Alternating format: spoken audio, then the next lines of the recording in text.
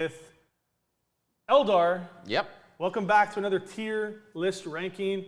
Why are we doing Eldar when they are so OP, you ask? Why? That's what I'm asking. I asked why? the question for you. Okay, the reason why is Eldar did take a little bit of a hit, but Yeah. are they still as strong and menacing as people think? Yeah. What's your answer to that? No. No? They're still good, but they're not as bad as they were, or good. Depends on what side of the table you are. Yeah, they're not as strong, obviously. Do you agree with that? I'll use some big words here. They're not as oppressive. Yes. No more Wraith Knights because they took a substantial increase in points, and 500 people say that points. it's probably it's not as good as before. It's still good. Well, here they took multiple nerfs. First of all, they took multiple point nerfs, and devastating wounds changed. So Yes. the spillover of all the damage that knight can do took a big nerf. Everybody knows that. So yes, they're not as good. But would you spend 500 points on one of those guys? No. Why not not? really. Like if I could choose between Wraith Guard or Wraith Knight at this point, Wraith Yeah. Guard. Well, that's what GW does. When they don't want to fix something, they just squat it and they take it out of the game because nobody's going to pay that anymore. So are we going to be spoiling people and saying it's going to be in don't take tier? No. Should we? I wouldn't say it's don't take. You just have to specifically build a very kind of, everything's going to be focused around that knight, and you're not going to be very competitive if you do that because then your army loses a lot. Like you can't, and Eldar already lose a lot if you bring him and Yinkarn as we get into it. But Let's not jump ahead of let's not ourselves. jump ahead. Okay, let's start from the beginning. Move the mouse to the right, Anthony says. Asurmen. All right, one of the Are we first. going in order of the app, Anthony? Is that how you set this up? Yes. 90% chance or 90%? There's a chance we are. Mostly, it's just the only problem is the clowns and Inari were different. Okay, so looks, oh, okay, it's slightly different, but it's okay. We can manage that. So Asurmen. All right, he's one of the aspect gods or something like that. Is what they call them. Yep. So for the theme of aspect warrior leaders, they always can attach only to the unit that they're meant for. So Asurmen is only to Dire Avengers. He gives them +1 a hit, and more importantly, he also allows for Overwatch for free, even if you've never used it. So very similar to what we've seen before with Ninth, where he's just like overwatching the hell out of things. He also is one of the very few models that actually has a 3-up save built in. Yeah. Aside from that, his guns are He's a pretty 2-up decent. save. No, 3-up save. 2-up save. 3-up invuln. Oh, 3-up. I'm talking about the invuln. Everyone, 3-up like, invuln, 2+ yeah. save is everywhere. Yes. But invulns are very rare to find a 3-up invuln. 2-up Eldar save for a regular dude is pretty Yes. good as well. Yeah, so like he goes with Dire Avengers. You get your free Overwatch, like same as Ninth, but you didn't need Asurmen for a free Overwatch in Ninth. You can put them in a Falcon, a unit of 5 in a Falcon with him, pop them out, do some damage. But are you going to do that in a competitive Eldar list? Maybe not. Too expensive. I think it's too much money as well. Not money, but Too many points. too many points and money. Yeah. GW's He's raising resin. their prices.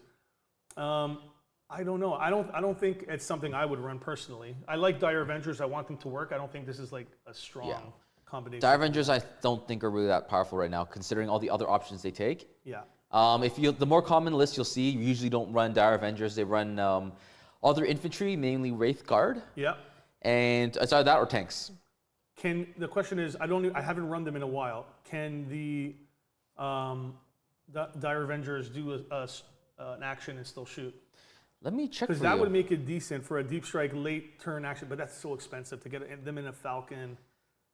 They do not. Okay, so that's not, in my opinion, Their ability is when they Overwatch, they hit on 4+. that's pretty good too. But the weapons are just, strength 4 catapults with 1 damage each? Yep, not as strong. They have And lethal hits, though, with 3 shots. there's AP -1 only. Yes. They used to be AP -4 on Shuriken. Yes. So there was AP -2 that went to AP -4, much more useful. So in all, Asurmen, great stat line. I don't think you need him No. at all. I think he's a bad choice, in my opinion. Do you think that most likely, wherever the aspect warrior god is going to be, the infantry are going to be there as well? Yeah, absolutely. So, What happened?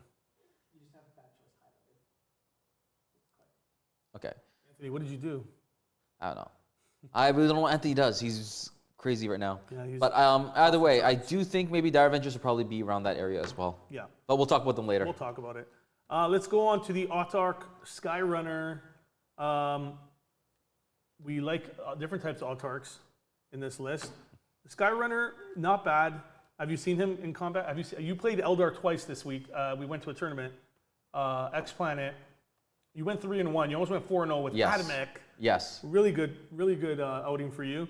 You lost by like one move in a game. You basically couldn't get to the backfield to do a 5-point objective. What is it? It was deploy teleport homers. Teleport homers. You could only do it in the middle, and you lost by 1 point or 2 points. It was really just 1 point. Sad. It would have been a flip like either way. But you would have went 4-0. But I did play against Aeldari for my first round, and my third round was against 90% clowns. Yeah. So I do have some experience, and of course playing against Claudio and a lot of people from 9th, I do know my way around how to kill elves. So the regular, he obviously he's going to go with Wind Rangers, or Wind Riders. Or Shining Spears, right? I don't think so. No, he only goes with Wind Riders. He looks like he has the lance and everything. Yeah, but he doesn't, unfortunately. And he gives you the 1 CP that Autarchs give you, that's good, that's strong. But are you going to be bringing Wind Riders in a game? Maybe a unit, and are you going to be using them for that specific reason? Are you going to be running around? Like, if you're going to put a guy generating CP with you, are you going to attach them to a unit that you kind of want going on objectives and shooting things? I mean, it's good to have strength to damage 2 weapons. The Wind Riders are not bad. Wind Riders, aren't they? Oh yeah, the shuriken cannons they have. Yeah, you give them all cannons. I don't know about equipping an Autarch Skyrunner with them, considering he is meant to be a melee guy, right? Yeah, and I mean, what's it giving them? Advance. He's going to add 6 to the move characteristic of models in that unit. That's pretty good for like late game capture. Only for advancing. But there are better, like the next one you're going to see with Autarch variant is much better. I do see this guy could be useful because if you do pile him up with the Wind Riders, right? Yeah. If the Wind Riders shoot at something that's already on objective, you get full rerolls to hit. I don't know if that applies to shooting, if you want to just see that, but if that's the case, then he could be a really good, just like take something off an objective. You mean you get free rerolls because of they're on the objective? Yeah, because Skyrunners, if they target something in shooting, I don't know about melee, but they get full rerolls to hit. I believe it's only shooting. We can check that later, but is that going to make a difference? What is he going to do? It just makes it a lot better, right? He's already meant to be a close range character. It can make him a lot better. When they charge, yeah. I don't know. I don't think you don't. If you're going to bring Wind Riders to do that kind of stuff, like 2 damage weapons on objectives, rerolling everything. Do you need him? Okay, it's only for range attacks. So he really is very niche. I don't think he's that good of a choice, I think honestly. he's that choice as well. Honestly, like for all the good things Eldar has, these guys are just not right now synergizing with what they have. But again, because Eldar got such a nerf with other things, you might run things like this to try out something different. I just don't think that's it. Autarch. Regular Autarch. This is the Skyleaper. This is with wings. This is Skyleaper. Anthony, this is not in order, but it's okay. It's close. It's close enough. Blame the tier maker. You're the tier maker. Okay, this is the Autarch Skyleaper. Wait, blame the tier maker. I'm the tier maker. Oh my goodness. The website tier maker. Okay, that one. We're going off. It has its own order at this point. We're going off tangent. It's Zoomer tangent. We're reaching the Zoomer peak level. Okay. Only 63 more data sheets to go. Okay. He is really good. 63. I'm gonna say that he's an auto include. You're going to see him everywhere. Most important thing is lone operative. Not anymore, but yeah. No, not really. Not auto include. Well, how are you going to generate CP? It's really good. I would say it's going to be tournament standard for sure. Like we all know that he's tournament standard, but I've seen a bunch of lists that don't take him because they just need to make points up because things are so expensive now. And it depends what you're doing. This guy gives you, he's lone operative, which is already just amazing. So you can screen everything. Free CP, but make sure for all the Autarchs, they have to be your Warlord. Yes. So that's very key because some other characters need to be the Warlord mandatory, and those will trump anything that these guys have. Yep. Weapons you don't really care about. All you care about is the free CP you generate and the lone operative. Free CP, lone op, and yes, exactly. That is exact. He's a CP generator and a lone operative. And when somebody gets too close, you just move him 12 inches backwards. Yeah. Or is it 6 inches for that strat?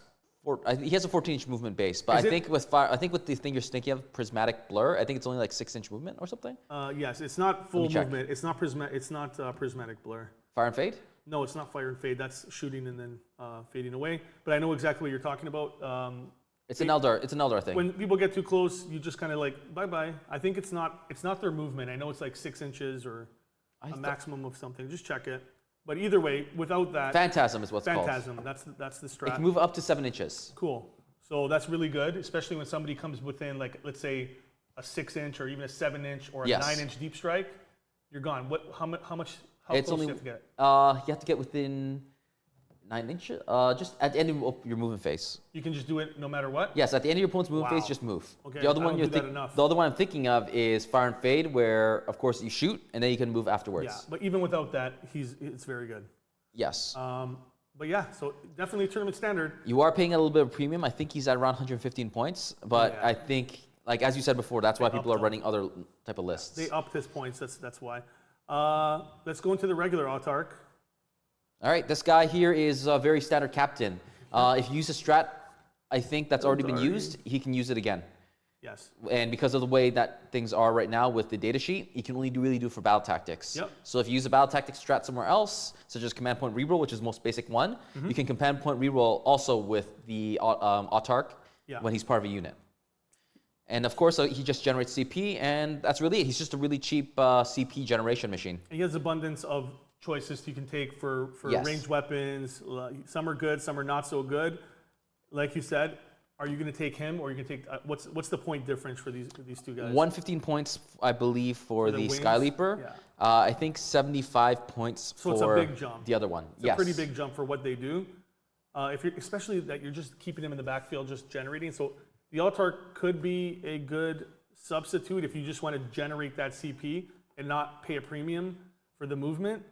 But then again, having him in the backfield to be able to get a late objective, being able to do Phantasm and then move 12 inches, advance, that could be like I can come here to there and grab an objective that I need a late game. That is strong, and you're loan up. Yeah. Oh, you talk about the Skyleaper or you talk about this Skyleaper, one? I'm saying why you would pay that premium. Yes. Because loan up is just so strong in this edition. And Path of Command, you gain 1 CP. That's about it. Yeah. I think he's still strong. The Autarch? I think he's strong or situational. I think situational because you're going to have to pay a tax for him to protect him, right? Whether Yes. it be Guardian Defenders. I think it's really only Guardian Defenders and Storm Guardians Yeah. are the ones you get attached to. Yes. So, with the way the meta currently is for Eldar, I don't know if it's worth it considering how pricey they are. Defenders and Guardians. Yeah. He does let you do a strat for free. I don't think it's for free. I think you can do it. Is it for free? I think it's if you already use a stratagem, you can use it again. Is that it? Then that's not as good as I thought. Yes, once per turn, you can target this unit with a stratagem, even if it's already been That used. you already used. So that means only for battle tactics stratagems, you Right. can use it twice on this unit if you already used it before. You still have to pay the CP cost, though. You do still have to pay the CP, so that's not as good as I thought. But I still have him in situational. So I it think doesn't he's situational. matter. My boy. All right, B-boy, Baharroth. That's my guy from 9th. He is not as good, obviously. Do you see? I don't even see Swooping Hawks anymore. They're Yes. action monkeys now. But Baharroth is in that position where he's like 4-up invuln. He doesn't have loan up. Nope, he needs to be part of a unit of the bird guys, and they're the really Swooping easy Hawks. to kill. His ability is, of course, +1 to the hit roll of the unit he's attached to, which is going to be Swooping Hawks. He also has an ability where after I think he shoots, he gets to move 6-inch movement with his unit. Yeah, Cloud Strider. So that's what he has. Not as strong as before, where he teleports somewhere else as a 9th edition. If you guys still remember that. Yep. He was unkillable in 9th edition. He's nowhere near that. So add 1 to the hit roll. Yep. Not that big of a deal. Pretty nice. Not the craziest for the unit considering the unit he's attached to. Yes. And like you said, his Cloud Stride ability, pretty good.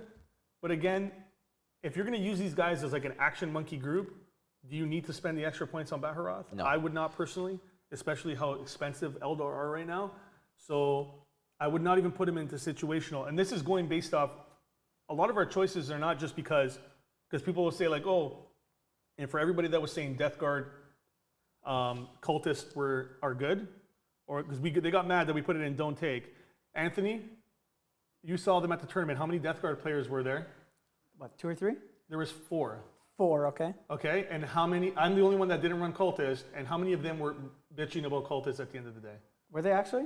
2 of them were. I saw one person take one cultist group. Yes. I don't remember seeing cultists do anything in any of the Exactly. games. Because what they do. So this is why they going off topic here with Death Yep. Guard. Why people think they're so good, and they are. It's a decent ability to have. They can stealth, not stealth. They can pre-move, and then they can Sorry, they can infiltrate and then move, right? No, They scout. can scout move. Scout. So you can set them up there, move, and then move again in the movement phase. Get them on an objective, and then tag it, and then screen. If you don't have that's only doable on like 2 maps. Okay. Especially, you saw the way the terrain's set up at an ITC tournament. Is that good to you? Like, what if you don't get those maps? You can't get to an objective. What if you don't get first turn? I think They're you just a can waste get of- it on every map. The only issue is how effective is it? Not very.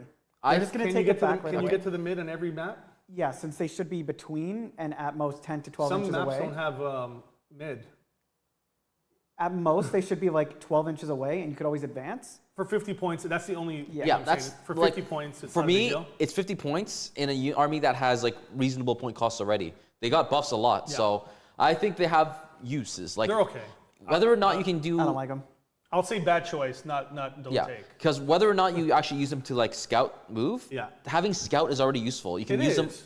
plant them somewhere your opponent thinks they're going to move on to the objective. Yep. You know you're not getting first turn anymore. You can scout them back to hide them, scout them to like start deep strike denying. But that's not. But that's not what At people that are point, doing. you just use Poxwalkers. Exactly. They're no, the yeah, scout. 1 inch less movement. The scout becomes really useful. Like They're just gonna take if it back I'm using turn it, one. if People I'm love using it for scout. 1 turn, dude, I already talked to you about chimeras and scout. Like, I know they can't get into rhinos, but having the scout ability allows you to like do some mind games to your opponent. Yeah. Your opponent's not going to realize, oh, this scout cultist blob is just going to move back and hide. Listen, now you it's got 50 points hiding. I might try it at a tournament just to see, but All right, from put what I those heard- put those poxwalkers at not poxwalkers, No, no. cultists at don't Remy bad said move choice. on. Moving on, What did back Remy to say? Baharroth. Anyway, move on. Yeah, back to Baharroth. Bad choice. Rami is telling us to rank Baharroth, but I don't like him either. I think he's a bad choice. What do you think? He's not useful. I'll put him up here. His though. weapons are also not that strong to the point that you want to just take him as by himself to like Yeah. do assassination How attempts, many right? points is he? That's the There thing. are better characters there. The Death Jester's one, and the Solitaire. You can which deep I'll talk strike about them him. later. You can Deep Strike him with the No, trust me, there are much better options for 14-inch assassin. movement. Much better options I can tell Of you course about. there are. I think bad choice is good. Fuegan, Fuegan is not that bad of a choice. he's actually pretty nice. And talking about the Falcon again, putting him with some Fire dragons. Fire dragons in a Falcon, he's pretty tough. You can give him the Phoenix Gem. He comes back. He's got a nice melta. He has built in now. Rather than giving a relic on Oh, a yeah, 2 he plus, has- when he dies, he he comes has back it, to life. yeah, on a That's his 2-up. ability. So he has the whole thing of attaching to fire dragons, giving Yeah. him a +1 to hit. So now your fire dragons are hitting on 2s. Yep. They are very short range. Okay, let's not get over ourselves. I was going to start talking about fire dragons here. No. But he does have an 18-inch fire dragon gun that is D6 damage with Malta 6. So if you get within 9 inches, you're going to be dealing 6 plus D6 damage. I've had this one little cheeky guy deal 12 damage to one of my models Yeah. just from the Malta. And yeah, it hurts. I think he's situational. He's much better than the other 2 right now we have. Yeah. Maybe if you're running a lot, like a fire dragon squad of like 5 inside a Falcon, he becomes really strong. Yeah. You just need, the most important thing is you need to find a good way to bring him on the board. If you bring him on the board, the fire dragons are not going to be able to reach. It's only going to be like maybe the leader in the fire pike and Fuegan. So you're going to need to like Falcon it up. Fuegan. Fuegan. Yeah, I think situational, unless you think different. He's still very useful. situational. He's useful. It's only if you have situational, of course, means like situations he's useful and not useful. Mm-hmm. Taking him by himself might not be really the best Yeah. choice. If you're taking fire dragons, then they become actually like viable. Also, what's the rest of your list? What are you doing with your list? What's the purpose Yes. of your list? What are you trying to do with it? He might not be a Falcon deep striking with these guys might not be useful. Okay. So So now we have the Corsairs. One is like Corsairs. Corsair Voidsguard and then something else. are these are the which ones? They're the kill team ones that became actual units. The Reavers? The Void, yeah, the Reavers. Second one is the void. They have 2 OC. True. That's all about not good I can say about them. They're cheap. They're one of the cheaper units. You don't have to take defenders because they're the So Guardian Defenders and Storm Guardians, I think they come in they're 10-man 100 minimums. points. Yeah. These guys, I think, start off at like 75 points or 80 points, and then you build up depending on how much you want them to be. Yeah. 70 points for 5 dudes with 2 OC in their battle line, in case that really matters. Pretty good. They reroll hits if you're on the objective. I believe each time a model in this unit makes an attack, reroll a hit roll of 1 if the target, the attack enemy unit is within range of an objective. So that's all right considering the weapons they have. They're not that strong. They're not meant for You need shooting. this in an Eldar army. They like, do come with Scout 7, so you can think of ways to like play around that, but they're not meant for damage. They're more you have to of take clowns at that point. very cheap. I'm trying to think of ways to make them work. Um, They're just cheap. they're cheap. Yes, I think bad choice. Yeah. I don't think, like, with the way the Don't Eldar... take?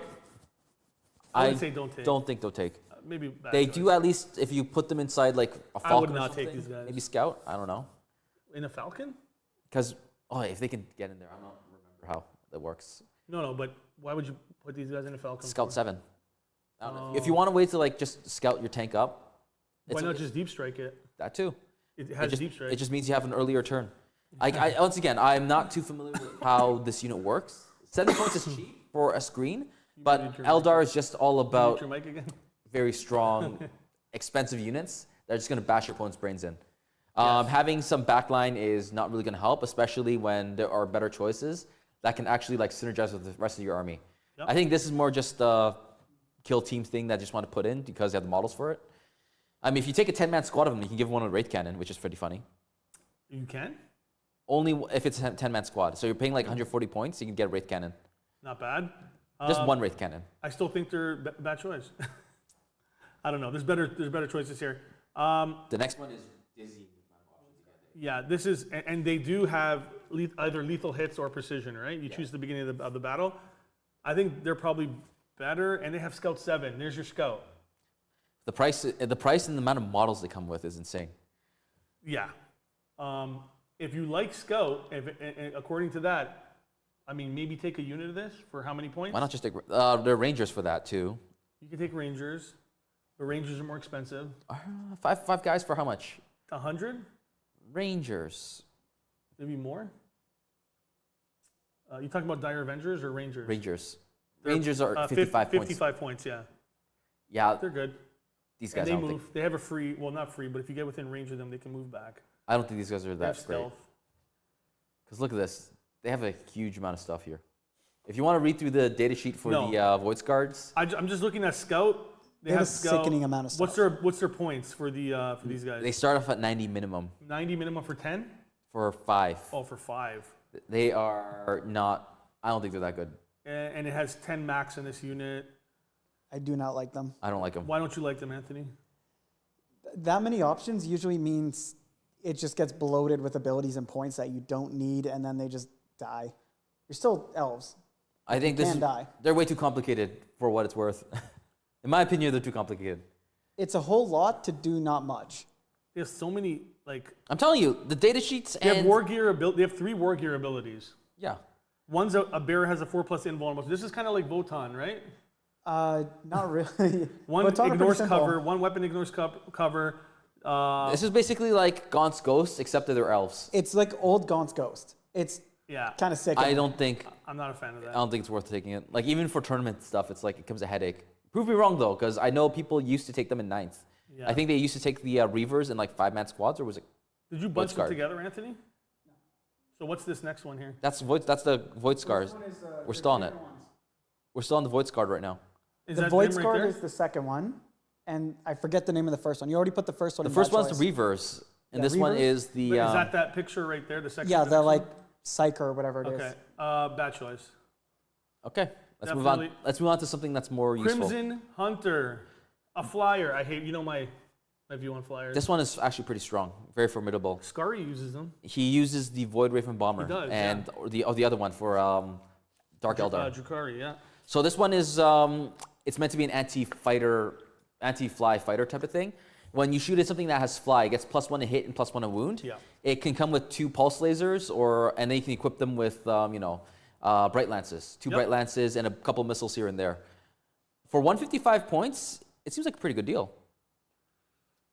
I just don't like flyers. Yeah, because turn Yeah, one, turn one you you can only can't- start using them turn 2, and then after that, you just gotta start moving them in like a square position in order to actually keep maximizing their usefulness. This is more anti-fly, right? This is an anti-fly, not anti-aircraft. Yeah. So meaning if you have something that has Anything fly, that's fly, yeah.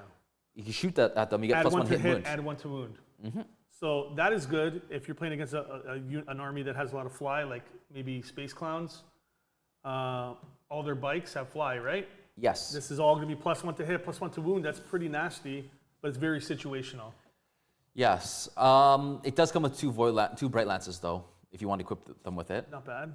For Which- free, why not? You'll see a common thing with the next units that are very popular. You want very cheap, lots of Bright Lances for a very good durability. Yep. Toughness 8 with 12 wounds and a 5+ invulnerable. Pretty durable, but that's all it comes with. Just Bright Lances. You just imagine running into like a full infantry army like Death Guard and you can't do nothing with this. Oh, Well, not that you can't do nothing, but it's, you can it's take not out. as- It's gonna hurt Morty, if anything. Morty, leave me alone. Situational. Somewhere there. You think so? I don't really see it played often. It's not- More cost-efficient things are elsewhere in the codex, and it's a flyer. So once it pops on the field, everyone has line of sight of it, and they're just gonna can shoot it off. Remember, it I does don't like it. I mean, where you think it's a bad choice? somewhere. It's either situational or bad choice. Like, I do see some uses for it because it is quite. Anthony, what do you It's think? not too that bad in terms of I price. have it at top of bad, but It's a people Flyer in 10th edition. That's not the Dark Exactly. Eldar ones. I don't like it. What's the? Okay, I'm not gonna get involved with it, but you gotta explain to me after what makes a Dark Eldar flyers that good. Anti-infantry 4+ on one of their missiles. Okay. And it's a lot of shots. This thing has 2 bright Anti-infantry is lances. very nice. Okay. Four plus with a lot on of one shots. of them, yeah. Okay. One of his That's missile the difference things. right there. Okay, let's move on to the Dire Avengers. We were speaking about them. Sure. What? We have a question. OPS trait. I don't know how to say this. A lot of stuff in your name. What Death Guard units do you think Eldar should fear the most? Back to Death Guard. Back to Death Guard. Rami's gonna mauled. What do they fear the most? Who should Death You Guard played fear? both armies. I What do you- know. yeah. Who would I fear if I'm playing? If I'm Death Guard, who should or who should Eldar fear? Definitely indirect fire. Because Morty just makes you ignore everything, and fire prisms are not good because they can delete a Terminator, or two, probably more than two a turn. You have a 4+ invuln. There's not much Death Guard should be afraid of with Eldar, honestly, because that damage doesn't spill over anymore. So you can kind of just like slug it upfield. But what? Well, what should they fear from Death Guard? Oh, Terminators, Plague bursts. Plague Burst Crawlers. I already answered that one. Morty for sure, but not so much. I don't think Morty rolled up. If we rolled it out, I think Morty would lose a fight against the Incarn. Really? Yes. She halves damage. Nope. He ignores that. Remember, it ignores it. Okay, be scared of Morty, because he can really, really screw up. If you take Yinkarn or any of those avatars, they're in trouble if they get into close combat. And Plague Burst Crawlers for sure, because they can just sit back and shoot you all day long with no penalty if you have Lord Virulence there. Yep. So that's the two things I would be scared of the most. And Death Shroud, everybody's scared of Death Shroud because they murk. Yeah, those 3 units. If I'm Eldar, well, that's what I'd be scared of. But thanks for the question. Back to your favorite unit. What is it? Dire Avengers? Yeah, Did I say they're my favorite? I don't think so. yeah, they're your favorite. Pardon? What do you say? Rami says Morty would get smoked by Eldar due to Bright Lance spam. See, this is where the flyer comes in handy. It can just fly over things and be like, pew, pew, pew, pew. Don't think so. Just shoot things, just shoot with like bright lances He everywhere. has, first of all, he has a 4+ invuln and a 5+ feel no pain. He's toughness 12. So He's still wounding on 3s. Isn't Bright Lance strength 12? Is it strength 12? No, I think it might be 14. He's gonna be wounding on 3s. No, Bright Lance is strength 12. Okay, so you're wounding on 4s. So Gotcha, Anthony. Check it. yeah, Check. Bright Lance. it's gonna Strength take 12. more than that to kill Morty. And half the not halving the damage, but the feel no pain is basically halving the damage. It's 5+. Yeah. We all know how many 5s come up in. Anthony, we were testing out a game we're actually running, to go off topic a little bit again. We were testing a Predator game, and how many 5+ did I roll today? In 30 shots, I didn't get a 6, and then you got like 15 6 5s in a row. Oh my God. Yeah, we are running we're doing it, we're making, it's a 40K rules. We have a bunch of like house rules that we basically writing a game for, and it's Predator. So it's the Predator from the Predator movies versus the, what do they call it, Mercenaries? And they're just The Canadian mercenary warriors, group, yeah. basically. Honestly, it'd be more like Alien versus like something else, wouldn't it? Yeah, we'll do that next. Yeah, we'll do No, this Alien is versus Alien, We isn't Predator. have a few things Okay, now back for on the battle topic. reports. But anyways, Dire Avengers, honestly, nobody takes them because, like we just said right now, if Asurmen's not usable, then why are you taking Dire Avengers by themselves? Maybe put them in reserve and bring them out to do an objective and shoot free Overwatch. I don't know. I don't think it's worth it with AP -1. Way better options with bikes. Bikes can do it for a lot better, for faster, and a little bit more durable. Don't take? Honestly, I wouldn't say don't take. I would just say bad choice. There's a lot of bad, and then people wonder why they're saying, why do you guys see the same Eldar armies? Because there's things that are really, really good and really, really bad. And Rami, to call him out on one, he was like, I'm not going to play your Eldar unless you bring a bunch of like Dire Avengers, Striking Scorpions. I'm like, so you want me just to bring an army so you can win? Because that's how bad their other units are. They're really bad compared to what their really good stuff is. There's no like middle ground. Well, there is a middle ground. We'll talk about it soon. But like, that's why Rami. Okay, we also have like 65 something data sheets to go through, so Yeah. not a lot of those are either going to be in bad choice situational. Yeah, and now we have, I like him. Like, he has good abilities. The Who's the reroll, Uthway guy? yeah, What's his name? Eldrad, Okay, Eldrad, that's his name. Okay. yes. 4-up invuln, all the good stuff. He has a decent ranged psychic attack, and it does D6 damage. It's only 1, but it's anti-character precision. So you can nuke somebody. Just kill You characters? can Pretty nuke a good. character with it, but he's more, His ability, I think, is what? You get to roll 3 extra fate dice or something like that? yeah, Doom. So you like, that as well. He gives you 3 fate dice at the start of your turn of the game. You get to roll 3 extra, so you get 15. Pretty good. Pretty good. He's a Farseer, so he turns 1 into a 6 automatically when he's in range, and he has Doom. Add 1 to the wound roll for targets within 18 inches of him. Pick 1 unit. Everything that shoots them Are you gets sure? +1 to wound. Are you sure it's not only his unit? At the start of your shooting phase, you can select 1 enemy unit within 18 inches invisible of this Psyker. Roll a d6 on a 2-up until the end of the turn. Each time a friendly Eldari model makes an attack against this target, you get +1 to wound. That's bonkers. Yes, and I was stacking this with my Wraith Knight. That's crazy. So everything, even tanks, are getting wounded on 2s with the Wraith Knight. Even like strength 14 tanks. So that's going to make your... You just have to get a range, 18 inches. So Bright Lances are just going to destroy things. Shuriken cannons will become really viable at that point. Yes, but here's the thing. He can only go with Warlocks, Warlock Conclave, Storm Guardians, and Guardian Defenders. So you're moving really slow, and you got to get 18 inches against the stuff you actually want to shoot. And you can get nuked very easily, especially when you go up against Death Guard, when they can just indirect fire you, you're gone. So at that point, Warlock Conclave, they give -1 to wound if there's a character with them, I think. Correct, yeah. So gives a little bit more of a durability buff. You only have to kill 2 models or 3 models. Isn't like you can only get up to 3 with them, eh? Yeah. Okay. Or is So, it 4, Anthony? Let me think. 3, I think. Is it even worth it Conclave. to give him Is it even worth to give him Falcon at that point for it? What? You know, Give just, them a just- Falcon? just to protect Now themselves. you're putting like 300 points just to get a +1 to wound for your army once a turn. I don't know about that. Do Eldar need +1 to wound at the end of the day with strength 16 and strength 20 weapons? Not everyone runs Wraith Knights. They used to. You see a lot of double Wraith Knights at TGX.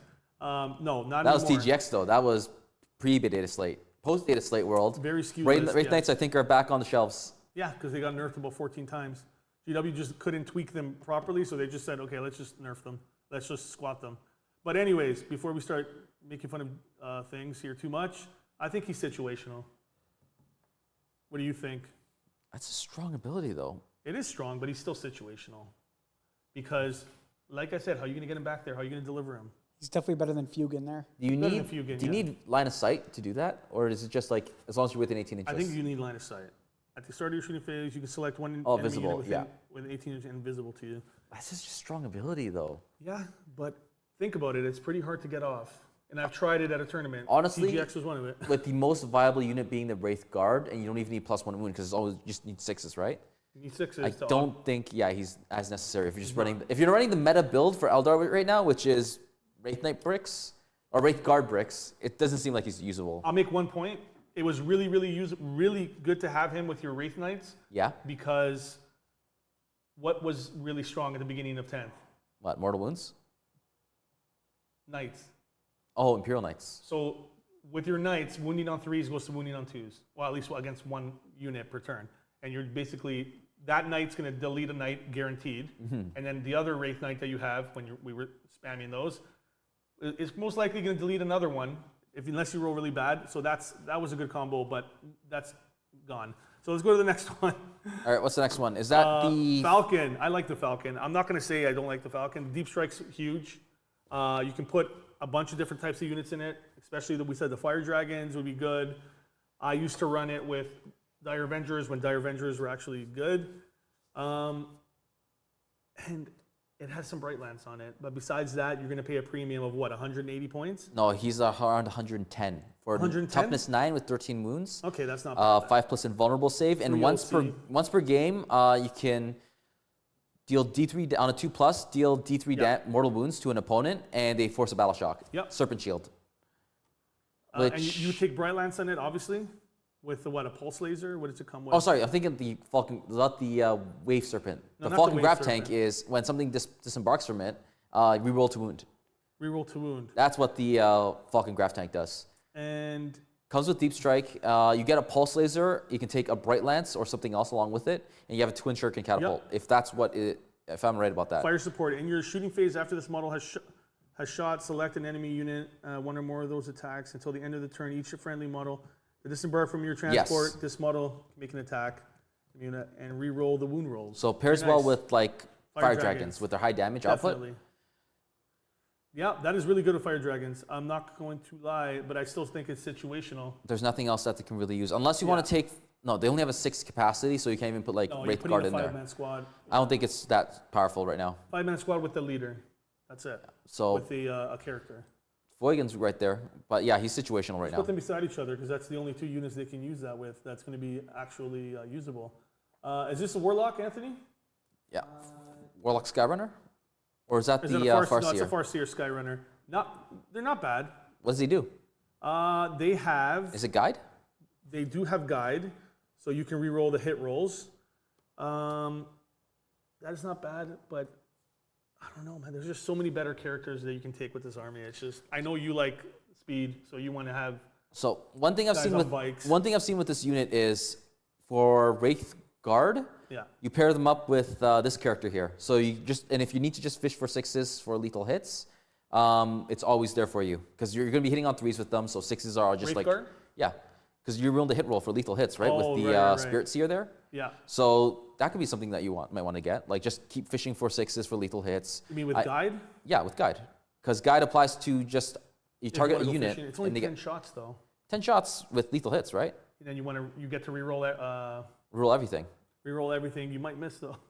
It's again lethal hits. Yeah, you're just fishing at that point. Yeah. And then at that point, if you do need not devastating lethal, you wounds. mean- No, lethal hits, because Okay. rolling for hits, right? Why do you want lethal though? Just you can skip the wound roll. Like imagine if you're shooting at a tank that has that's really tanky, right? You don't really need the save for it or the devastating wounds. No, You're just fishing for I know, sixes. but I'm saying why would you want lethal with Wraith Guard? Because Wraith Guard come with it with Spirit Seer. No, but why would you don't want to hit the lethals because then they don't turn into devastating. But you don't always need devastating wounds. You just I know. sometimes like you're shooting at a tanky unit tank, yeah. that does not have an invuln save.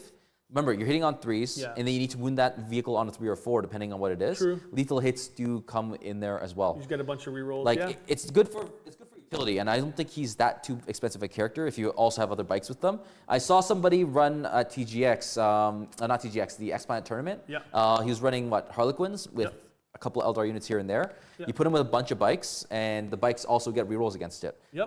The Void, like Starweaver, I think, with the prismatic cannon, 2 shots, but you get rerolls now with it. Or you can even put it on a Warwalker, and if you really need those Warwalkers to hit, then there you go. Yeah. It's versatile. Okay. I have him in situational there. I think he has some. You have some good points there. You can use him with certain units. Wraith Knights. I just want to. I guess Wraith Guard. I get greedy and I want all the lethal, not the lethal. The devastating. But yeah, you are right. With the full reroll, you can just go fishing there. It is useful. I'm sure there are other units. For example, You can use that with pretty much anything. yeah, there's a lot of options you can use Guide for it. is guide, right? So Yeah. you just get to reroll your hits. It's pretty good. Farseer on foot. What do you think? What does he do? Let me check. So he has, I think it's called Fortune. So he makes 1 unit AP, -1 to wound, which can stack really good with your avatars. With the Avatar, it can stack really good with the Yinkarn, can stack really good with the Wraith Knight. I hate this guy so much. He's good, and he's a Farseer, so he has the changing a die into a 6 when you need it. 4-up invuln. Only has 4 wounds, but he's good. You just hide him in the back there, but somebody can nuke them right away. Yeah. Death Guard. It just all comes back to Death Guard. I think he's strong. Yeah. Remember, toughness 7 is the wound amount for a lot of things in your book. Warwalkers, and especially Wraith Guard. Yeah. So guess what? Now you're winning on 5s with most things, or Force. Yeah, he can make a unit really, really hard to kill, but the lack of lone op makes it really scary to take one of these guys because you can just get nuked off the board before you even use them. So that's the only reason I wouldn't take him. They are strong, but Death Guard changed my mind on that. Because indirect fire, if you're playing Death Guard, and I'm going back to Death Guard a lot because they are kind of, even though they're not top meta right now, they're in the mix there, and they can present a lot of trouble to a lot of people, especially Eldar. That is a situation you're going to be screwed. Because if you have a Farseer on the table and you're going to get, what's he going to do? He's going to make a unit. Death Guard doesn't have a lot of high AP, and they don't have a lot of long-range weapons, unless you take like Brigands or something with them to add fire support. If it's just a block of Death Guard, you're not going to do damage. You're not going to be, like Morty's not going to be doing wounds even to something that he needs to roll 5s on. Get rid of him right away and indirect fire him with 1 tank, and all that planning is gone. I guess one other thing I could say about the Farseer, why he wouldn't be in like tournament auto-include. No. A lot of elite lists are running already like super tanky builds, and they're also deadly. So in case they have line of sight of you, he also has line of sight. It's vice versa. So you're just gonna nuke whatever's gonna be a threat to you. Correct. Yeah, I would say like the tank, like getting subtracting 1 to the wound roll would help for a lot of other armies. Yep. But most of the time you're gonna be taking your invulns, which is gonna be a 4+ or a 5+. So being squishy as you are with toughness 3 or 4 majority, you're gonna get wounded very easily no matter what, and it's just gonna be a lot of dice you're gonna have to roll. With 5s and 4s to roll, probably not gonna survive much.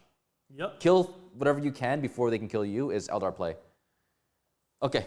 Okay, Anthony doesn't have it here, but let's go down to because just before we move on, let's go to the Farseer Skyrunner. Yep. Did we already do that? We already did that. No, we did the Warlock. No, that was Farseer. That was a Farseer? That was a Farseer. So that's the Warlock then.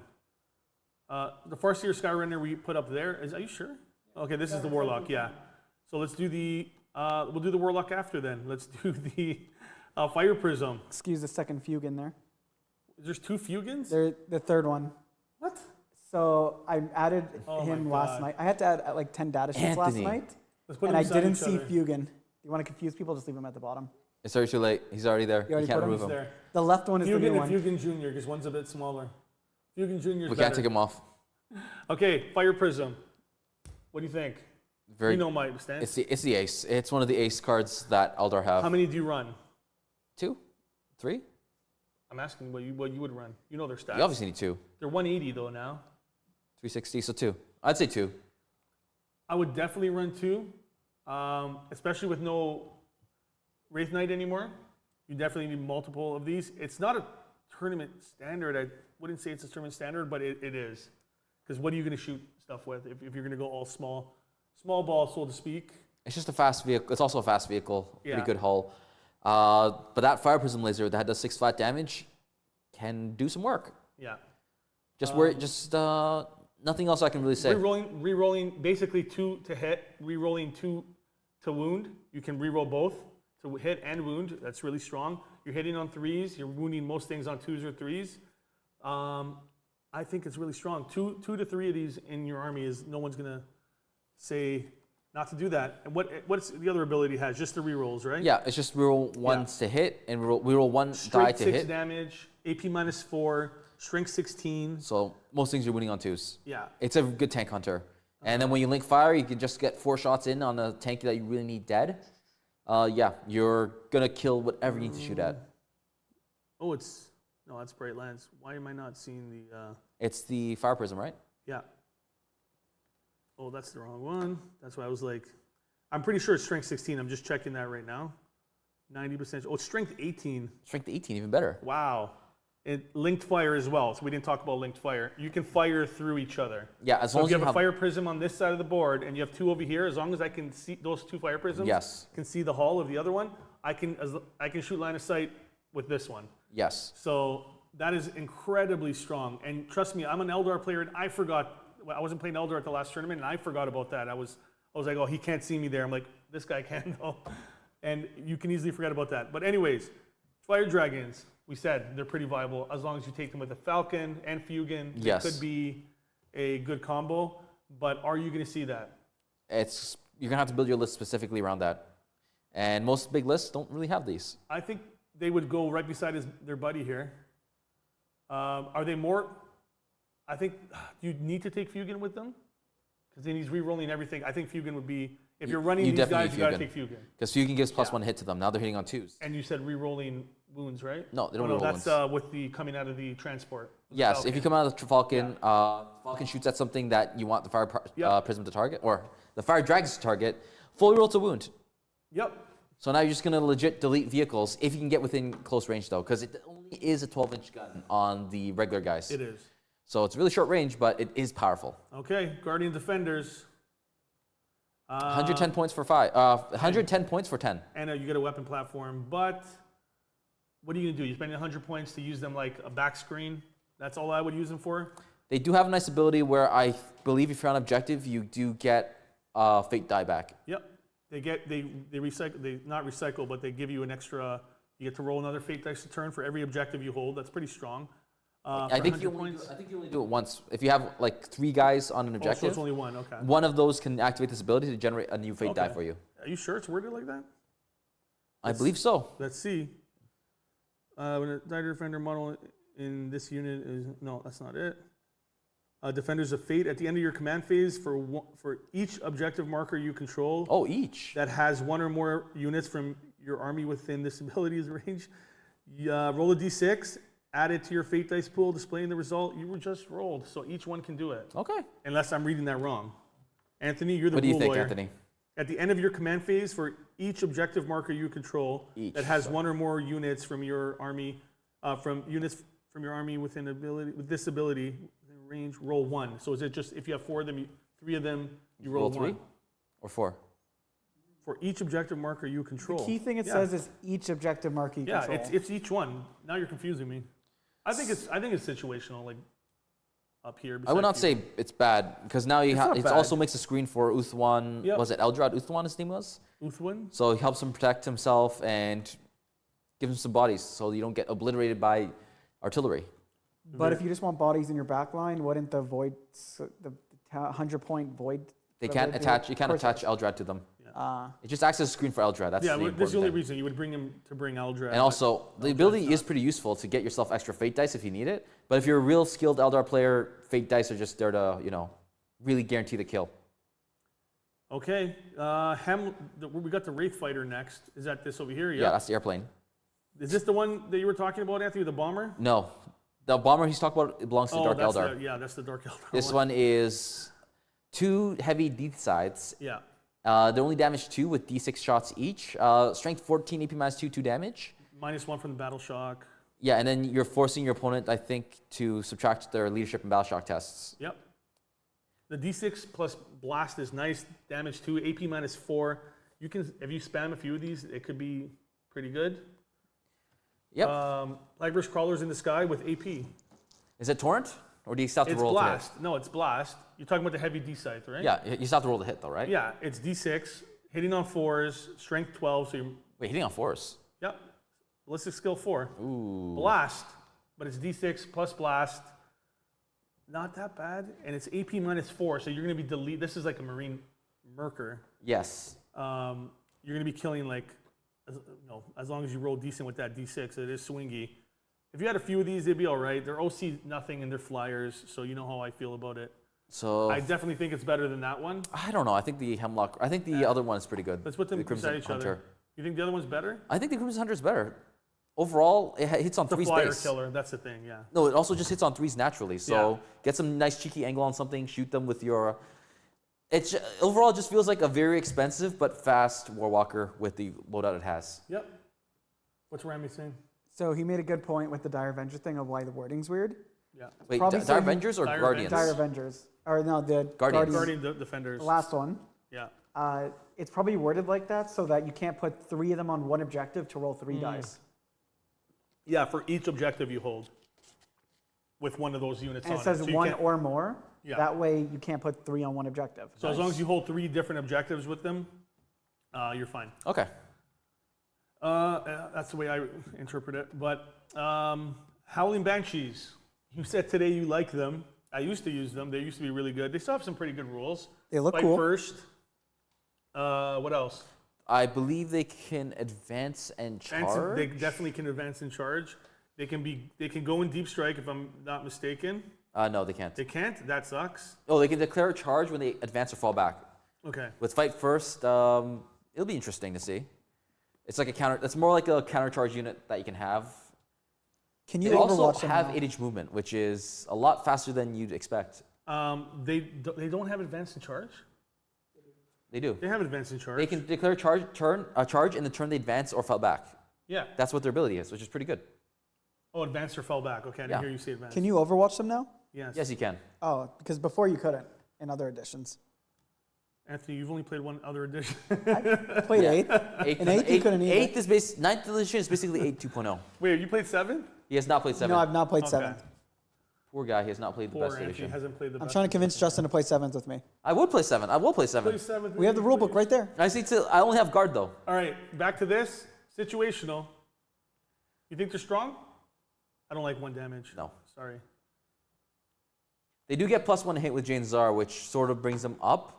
And Jane Zar also has a pretty cool ability of Heroic Intervention for free. We're at Jane Zar right now, so Heroic Intervention for free. That's really nice. I like that. Banshees, +1 a hit. +1 to hit. You're going to have a mirror sword in there, obviously, so you can get more attacks. And 4-up invuln, 1 OC. She makes Banshees really good, and Banshees are not that good. Well, she makes Banshees better, but Banshees are not that good. So, situational. I think that's just where all these Aspect Warrior gods go. They're just like right beside wherever their Aspect Warrior dudes are. Eldar combat? No thanks. Hey, your next guy's all about combat. Who? The Avatar. Yeah, but And then that's he also good. That's good Eldar combat. But that's an example right there. Yes. He's tournament standard now. Now that your Wraith Knight's gone, So who we talk about first of all? we're talking about the Avatar Khaine. The Avatar Khaine. He, first of all, his Lash Whip or whatever, the Wailing, Wailing Doom, Doom. is, you can Fate Dice that and give him a 6, D3 more attacks. That in itself is really strong before you even charge. It's D6 plus 2 damage. It's basically like a last cannon. Yeah, like hitting a on super two, last cannon. hitting on 2, strength 14, I believe. Hurts. It hurts. And then he charges, does 6 attacks, AP -4, D6 plus 2 damage in close combat. Hitting on 2s, probably most likely wounding on 2s or 3s most of the time. Yep. He is definitely really strong. Halves damage, You know what his other ability is? unless you're beside Morty. His other ability is anyone within 6 inches of him. That's Aeldari, of course. Yeah. +1 to advance and charge. Yes. So he's gonna help. If you do take something else that really is good at charging, Yeah. a little bit better. Like who? Banshees. Helping the Yin Karen get into combat. Yeah. You know, the dynamic duo, the Super Friends. Super Friends. No, he's tournament standard now, especially with the Wraith Knights not being the same. I like him here. Hello. Are you moving around with your thing? Is it okay? Whose mic? Let me hear it. Let me hear it. Let me test. Justin's mic is apparently being weird. Hello, hello, hello. I can't hear anything. What? Anthony. You can't hear anything? Can you turn your computer up? Hello, tech support. How are you? Talk. Hello, hello, hello. I hear it. I hear Text. you fine. Crackly and cut out when I was listening. All right, Anthony. No more interruptions. We're going to take here forever. We have the Scorpions. No, that's Karandras, isn't it? Oh, that's Karandras. Yeah, that's the. Yeah, the Aspect Warrior god for the Scorpions that Yep. strike. So, What? melee weapon, sustain hits, his abilities. not that strength 8, 2 damage, AP -3. He's good in close combat. Yes. And hold on a second. Which blade do you want to take on him though? Because the other one's only doing 1. Is that he comes with two. He comes with 2 profile, like 2 weapons. It's 2 profiles, but you get to attack with both. I don't know. Unless it has extra attacks, you cannot attack with It's both. either or, right? So Yeah. I mean, obviously you're going to take the 2 damage one because AP -3, strength 8. You get less attacks with it, but it's more versatile than the 8 attack -1. That's not going to do much. When you pair him up with the Striking Scorpions, +1 to hit, of course. +1 to his hit. other ability is when he charges, critical hits on a 4+, Yep. which procs his. It's only for him though. Yeah. So it procs his other ability, his other weapon sustain hits 1, only for himself, which is a bit greedy. 4s make critical, right? Yes. Yeah. Only for himself. Yep. And You okay? add 1 to the hit roll. Yep. Add 1 to the hit roll is beautiful, and also infiltrate. You got a unit with infiltrate. He gives the entire unit infiltrate, or they all have infiltrate. I think Striking Scorpions do have built-in They infiltrate. all have infiltrate. The whole unit would need it, yes. So the whole entire unit already has infiltrate. If So I'm not wrong. yeah, you can't put him with a unit that they would not do that because that makes no sense. So I don't know. I don't like I said, I'm going to stick with I don't like Eldar in close combat right now. That's not their meta right now. Okay. So I'm going to say better than. I honestly think they're better than Howling Banshees. That's for sure. I'll put them here ahead of Howling Banshees, but they're not good because Eldar close combat proved me wrong that it's good. Okay, I have no idea what this other thing is. Prove me wrong. Striking Scorpions. Oh, where the hell are the Striking? This is all over the place, Anthony. Let's just do Striking Scorpions. They're right here. We just spoke about them. I don't know how Tier Maker orders the files. Same thing. They have Scout, not Scout. They have Infiltrate. Their Scorpion Claws do 1 damage now. Assault. They don't have. They used to have Mortals, right, on 6s. They still do. Do they? With their ability, right? Yes. They don't have any abilities. They have Infiltrate. That's their ability. So the War Gear options have the Mana Blasters, Oh, they have which War we Gear also have to options. mention for Karandras. Yes, yes, that's right. Karandras has a different one. It applies to anything that's as long as it's not Titanic. Yeah. Of course, he has Devastating Wounds. So Yes. if you roll 6s to wound, Devastating Wounds on his Right. weapons for melee. Right. Same thing with, what's it called? The Striking Scorpions. But it only applies to things that are not vehicle or monster. Yes. Yeah. So it's a little bit weaker. So it's good. You can spam a little bit of Devastating Wounds, but Devastating Wounds got nerfed as well.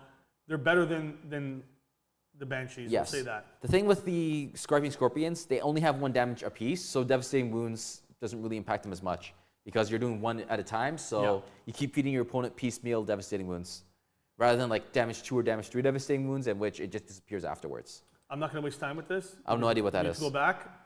Don't take it. I don't know what that is, so. Go on to the Night Spinner? Night Spinner. They're actually pretty good. They are very strong.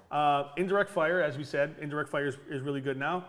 Blast, Devastating Wounds, indirect, twin linked. So you're just going to start fishing for 6s for the AP Devastating nothing. Wounds. AP nothing. That's where the Dev Wounds come in. That's the with Dev twin linked. Wounds. You're just spamming D6 plus 3, and you have Blast. Yes. So it's a good combo, and it's 2 damage. So again, Honestly, who cares about that stuff? Its ability is insane. The ability allows them to -2 to the movement, but most importantly, they cannot advance. yeah. So they're basically just going to be stuck. They can still charge though. They're not like basilisks or other weapons that have that ability. So, but just being able to turn off your opponent's ability to advance and -2 to the movement is powerful. You can keep those death guard in that little corner and they can't do anything about it. You had the mouse on this screen. Scroll up once. Okay, you're good. So sorry, what were you saying? They have, their ability is their little webs that they shoot, -2 to the movement, and most importantly, they cannot advance. Yeah. It's not like a basilisk where it's -2 to the movement, -2 Right. to the advance, -2 to the charge. This is just flat out no advancing for you. Stay there. Yep. I So- kind of prefer this. So it goes, like, for example, if you have a character like Morty that says, oh, I'm going to ignore all modifiers, this is, you cannot advance, period. Yeah. I'm turning it off for you. Off goes the button. Okay. So you think this is a I'm seeing Strong? I've seen 3 of these in tournaments. Yeah. At the most recent London GT, I've seen some people start Yeah. running like 2 or 3 of they're these. tournament standards. 180 points is a little bit pricey, but having the ability to also fish for devastating wounds is bonkers. I think it's like this, more like. Really, better than Yeah. Fire Prism, eh? Well, I think these are you don't. You can take one or two of these, but these are like really good to spam as well. Yes. They're both good. They're both really good. All right. They're both tournament. Either or. They don't have to have both of them in the list, but either or of them could be tournament standard, and you'll see both of those in tournaments. Let's go on to another character I like to use. Elik Night Spear. Elik. So first of all, one of his strongest is his abilities. The strongest things he has, he turns a ranger unit OPSEC. Not OPSEC. Lone op. Lone op. So you can't shoot the entire unit. That is extremely strong. 5-up invuln, not a big deal when you can't shoot them, so it doesn't matter. And yeah, and he makes them re-roll their wounds. Yes. So that is really nice, especially when you have precision and you want to kill a character really badly. Re-rolling all your wound rolls is incredibly nice. I think he's very strong. He's also not too expensive, I believe, in terms of points. No, he's not at all. That whole unit together probably might cost you 100 points or maybe 110 or 50 Yes, points. 55 points for the unit of Rangers. So 110. Himself is 70 points. So 125. 25. 125? If my math is right. It's getting late. Or you can take 10 man if you want to like just No. kill things outright. Just really snipe a guy dead. No, he's strong. Top is strong right now. The Prince. Who's that guy? Pirate Man? No, Prince. Isn't he a pirate? Yeah, he's the Prince Yriel. Oh, I thought the other guy was Yriel. No, this is Yriel right here. Okay. Where did you think was Yriel? I thought that guy's name was Yriel Night Spear. Oh, Elik Night That's Spear. Elik, Okay. Yeah. Yriel is good, so you can redeploy. Yep. It's really nice to have. He has a really powerful thing, especially when you had Wraith Knights. You could take 3 units and put them into your reserve for free. Isn't It does not count towards your cap. the other key thing is it happens after the dice are rolled. After the dice are rolled. So if you know you're going first, yeah, I'm not touching anything. Exactly. If I know I'm going first, I'm going to be like, okay, let's reposition these Exactly. things, put them here, hide them out of the way. It's also, you can put them in reserves also. you can or reposition. you can move them. You can reposition the unit, 3 units, or you can put all 3 of them Yes. into reserve for free. Does not count towards your cap. That is really strong, especially when you get second turn and you don't want to get shot. Your Wraith Knight getting shot. I'm not saying it's like 100% used, but I think he's strong. He's still using it, and we saw tournament 1 with him at TGX. I like him. I think he's a little bit of a sleeper. He's not a tournament standard by any means, but I think he's strong. Unless you think he's like situational. He could be situational, top of situational in my opinion. I don't know what's worth to move around anymore, to be Fire honest. prisms. Fire prisms when they already have linked to fire? Yeah, but if somebody is trying to hide from you and they can't redeploy, and I put my fire prisms here, and then you deploy there, so I can't see you, and then all of a sudden I choose him or one of those to come over here. Now I can see you with all my fire prisms. I guess for his point cost, maybe He's 100 points. 100 points. I think he's strong, honestly. There's not much else he does after that, but that's all you need him for, really. 100 points to get, possible. Depends on your list, again. Yeah. If you have fire prisms, he's really strong. If you don't, then you probably don't need him. So I'd say top is situational. I think What? situational is so filled. It's packed. It's packed. Yeah, look at that. Look at how packed situational is. So it's a full house. All right, let's go. We're going to fill up the second row too? Probably. Let's go. Next one. You don't want me to put him to situational because what? No, I think he's fine there. It's just like with Wraith Knights gone, with Falcons, or not Falcons, the Fire Prisms getting more expensive. Yeah. What else do you need to really use his ability for? You might want to scroll back up a bit. There we go. Yeah. What else do you want to use his ability for? That's it. That's it. But it's just expensive though. Putting things into reserve as well. If you want to put like, let's say, Khaine on the board, and it doesn't look like you're going to get first turn, and you can hide him or whatever, pull him into reserve, or bait somebody into a position where you're like, okay, I'm going to shoot your avatar right there, put everything into position, and then pull him off the board. All right, sure. Keep him. He's decent, trust me. Do you want to put him in strong instead? You just got a big brain. You just got a big brain. All right, my brain's too small. That's what he's basically like slapping me with like, your brain's too small, Justin. It's not. I think most people know what they would do with him. Yeah. When you can redeploy and pull into reserve, it's you know what you can do. Rangers, I like them. I think these are strong. You have stealth built in, so -1 to hit at all times. You have character sniping ability. We just said you put him with Elik, and you get to reroll all your wounds. 2 damage is very nice, especially with Marines having characters that are what, 6 damage for some of them, or 6 wounds? 4 to 5 wounds, depending on who you want to look at. Some have 6, right? Some have 6. Like the Gravis Captain, I believe, has 6. Regular other guys, like the Space Medic, have like 4 wounds. So that is really nice. And on top of all of that, they have that ability where if you come too close to them, they can move backwards. Yeah. These guys are a steal just for like objectives you're doing fixed points, missions. yeah. Or sorry, not fixed, tactical. I think they're really powerful. I think they're strong. So Rami says Yriel's ability is before the roll-off. Oh, before the roll-off. I know Leontis is before the roll-off, but I heard Yriel was different. I thought, remember we talked about now that. I'm reading Does that. he have different wording? Because I remember we talked about this, right? Someone mentioned that Yriel was strong because he can do it after the roll-off. That would make no sense to redeploy after the roll-off, yeah. But it might have changed. Did they change the wording? I don't know. What's his name? Prince Yriel? Prince Yriel. What's his first name? Prince. John Yriel? P-R... Okay. Let's see, the Prince. I'm going to call Remy out on that. If your army includes this model, after both players have deployed the army, select up to 3 Eldar units from your army and redeploy them. Yeah, after they deployment, deploy. So yeah, not it's before before the turn. roll-off. Okay. So it's like Leontis. Okay, So- who said that it was before the roll-off? I don't know. Somebody Or after the roll-off? I don't know. That would make him really good. Even then, it's still pretty good. Yeah. Because you can see how they deployed. You can redeploy Yes. and pull. It's still strong. After the roll-off would be stupid. Now that I'm thinking about it, because you can really screw somebody over. Yep, thanks, Remy, for clearing Reapers. that.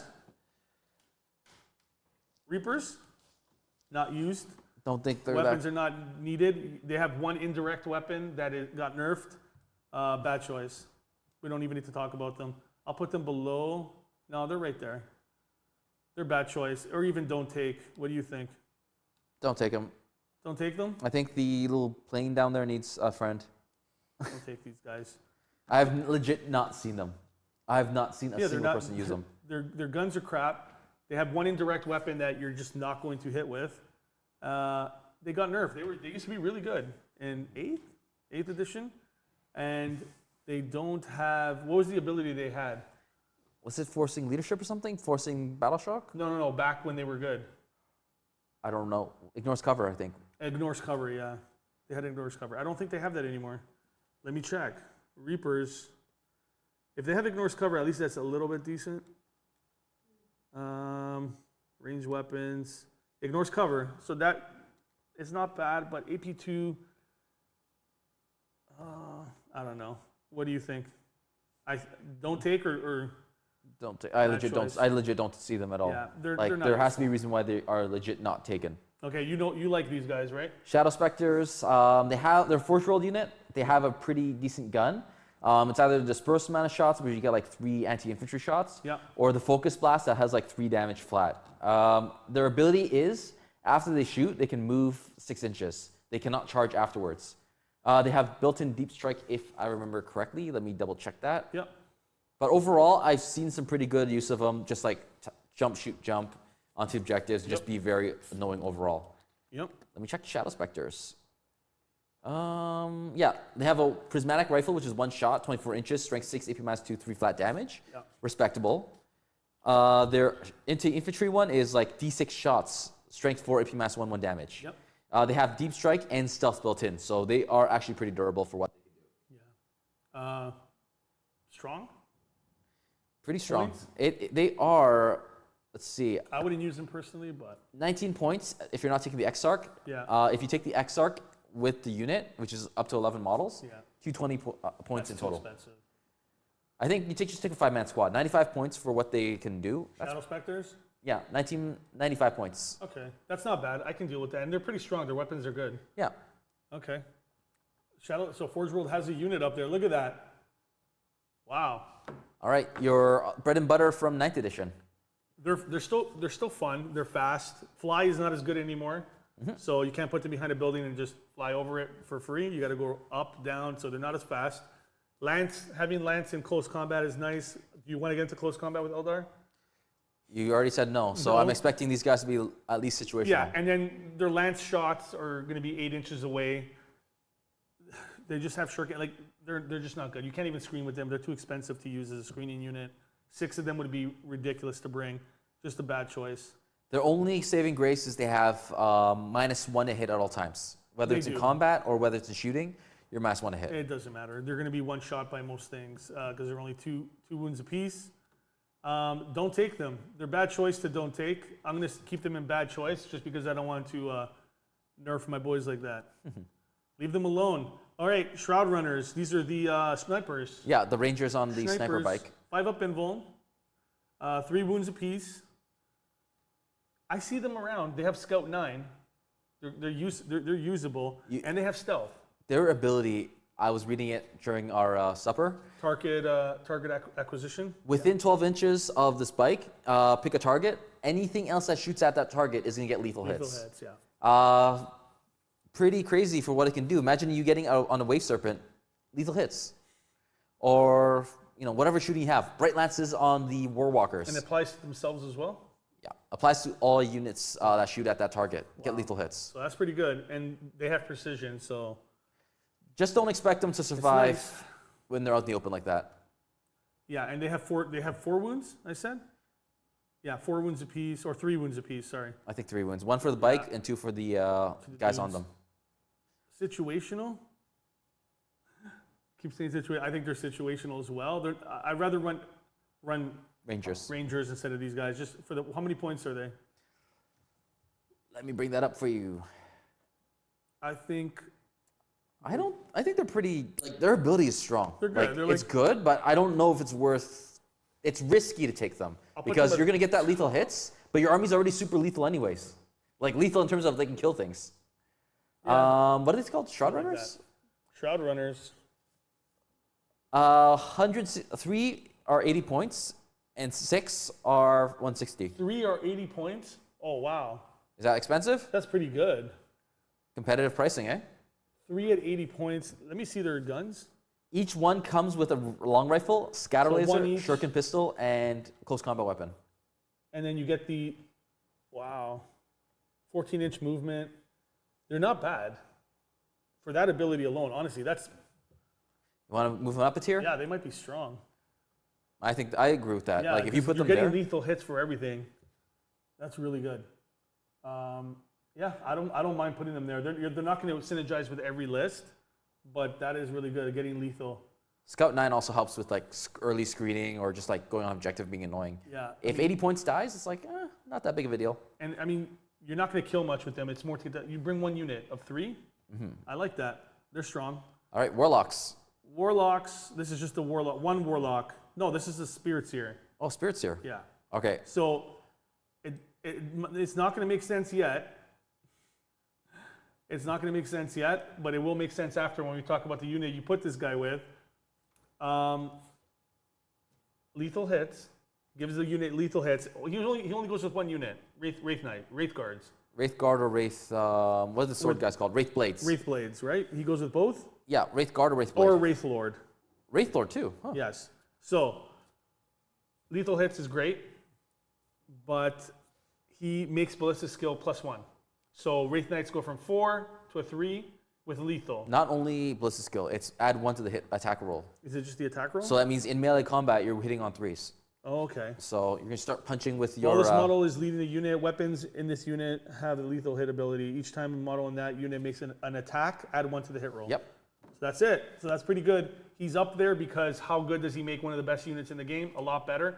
The biggest thing about all this combo, he brings 1 back per turn. Yes. He brings 1 Wraith Guard back or Wraith Blade. Wraith Guard is the way to go right now. Back per turn. So essentially, you got to kill 15 Wraith Guard with 3 wounds, 2 up save that can shoot you back every time you shoot them. That's ridiculous. Yeah. You got to get to the best way to counter it, I don't really want to spoil it at this point. We'll talk about it. We'll talk about it right Wraith Guard. now. They're right here. Okay, Wraith Guard. Let's put them right there. These guys They are might the be bread the and best butter. unit in the game. Bread and butter of the Eldar, 1 shot with their Wraith Cannons, which is strength 14, AP -4, D6 damage. That comes with devastating wounds. Combo that with the Fate dice, and just the amount of dice you get, then you're just going to end with 2 or 3 devastating wounds, an entire volley of 10 dudes. Now, there's another enhancement that people, most of the time you take it on your Death Jester. If you bring a Death Jester, it's called, what's it called again? Fate's Messenger. Yeah. You get to turn 1, after the roll, you get to turn 1 into a 6. Yes. Okay. I've seen people take the Spirit Seer, give him Fate's Messenger. You can turn every turn one into. It doesn't sound like that strong, but you turn you're guaranteed one devastating wound. Yes. And then if you roll on the other devastating, your unit can be doing 3-4 devastating wounds. That's D6 damage. That is really, really strong. So I do like that on him as well, Fate's Messenger on him. Even though I think the best combo with that is the Death Jester. What do you think about that? I think Fate's Messenger does not only apply to the unit. Like it's an aura ability. Like within 6 inches of this character. It's the unit he's attached to. Are you sure? Yeah, 100%. Fate's Messenger is the unit or the unit he's attached to. If it was an aura, that would be. No, it's not an aura, but you get to pick. Isn't that what it was? No. It's only for the model. Only the unit. Is it only for model in the Bears unit? Yes, yeah, you're right. the unit. So someone has been playing. Interesting then, because someone has been playing like, oh yeah, this guy's near this guy, so Fate's Messenger is that unit. I've never seen that. But I don't know, but I digress. This unit here is very powerful. I digress. Yeah, I would say it's up there with the Spirit Seer. Yep. Well, this guy's. The best thing you can do to playing against so much Eldar, best thing you can do against this unit, don't shoot. March something up to it as fast as you can, and then get into combat. Get a character in range of the Spirit Seer and just epic challenge it. And just kill that Spirit Seer right out. Because you need to kill that Spirit Seer. It is dangerous. Yep. The other best thing to do is just ignore the Wraithguard unit. Let it sit where it wants to sit. Just go for everywhere else on the map. Because that is a very expensive unit. I think it was like almost 340 something points for like 10 dudes. Not including the Spirit Seer. So with all those points sunk into one unit that has 18-inch range, you can easily outmaneuver it, get all over the board, do your objectives, and your opponent has to sit there with the Wraithguard unit. Yep. I think that's a good spot for them, right? Definitely tournament standard. Everyone's running at least one squad. Yeah, if not 2 squads.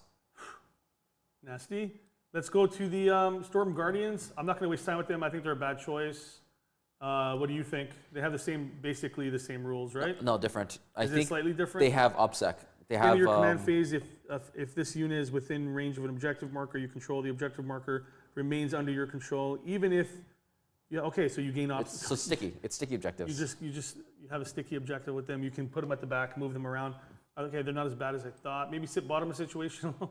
Sure. I like the defenders better. Defenders you're has getting more utility compared to the Storm Guardians. Yeah. Agree. D-cannons. They used to be up here, but not anymore. They're too expensive. How many points? They're 100 and Anthony, 15. Can you check it for me? 115 points. You fact check that. I'm surprised. Not even putting them in strong. They're not strong anymore because they're too much. You want to bring maybe one for 125 points or whatever it's gone up to now. What is it, Anthony? 125? Support platform. 125 for D3 shots. It has blast, but mortals don't. I mean, devastating wounds are no longer mortals that spill over anymore. My counter argument to that is put it into reserve, have it pop out on your opponent's when you have something that you need to kill, and then just shoot at that very high target. Use your fate dice and be like, okay, D6 plus 2 devastating wounds now onto an extremely powerful tank or something that's very tough and powerful, such as Morty. You're gonna spend 125 points for that. For D3 shots and the ability, I think it could be just one shot hitting on 3s. I don't know. Why even have indirect fire at that point? It's there for the gun, honestly. The indirect is nice and all, but that gun I feel bad doing insane. that, but this is a bad choice now, in my opinion. Okay. You are the Eldar Master. I don't think it's a good choice to take a D-cannon anymore at all. It does have the mental threat still if you're playing against someone who doesn't know how to deal with it. And they're like, oh crap, this thing's in the middle of the board and just nuking me. Because I'm thinking tournament player level. If you're looking at high player skill, are they going to care about this thing? No. So it's really swingy. It's not going to do a lot of damage. It's not going to carry over. You're going to kill a Terminator really, really, really hard if you hit. And you're going to do absolutely nothing if you miss, and you're most likely going to miss. Because you're hitting on 3s, devastating, doesn't do what it used to do. It's there for just killing something big, a monster or a tank. D6 plus 2, right? Damage? D6 plus 2. If you roll a 6, if you get the fate dice thing, all of a sudden you get D6 plus 2. Okay, so you can do 5 or 6 devastating wounds and almost partially cripple a It's light 24 medium inches. vehicle. I might bring up though. 24 inches. It's 24 inches for the D cannon. So just reserve it. Like I'm just making options for it, right? I don't know. Me personally, I would not do something like that. Like this, like if bring we're a talking about D cannon something. out of reserve. Okay. I don't think that's a good idea. Honestly, you think that's a good idea to bring it out of reserve? You've done it before. A D cannon? Yeah. Never in my life. Okay, it was someone at TGX who did that. Someone actually brought a reserve, one of these things, and just destroyed something. The only reason this was good, you put them somewhere near mid and control mid somewhat because people were scared of dev wounds. So you put 2 of these. I only ran 2. People ran 3. You put 2. They have blast. They have indirect fire. Yeah. And even if you're hitting on 4s, you're still gonna. You don't move them. You get +1 because they're heavy. You put them there on deployment, and it just murks everything in the middle because dev wounds spill over. I had one guy.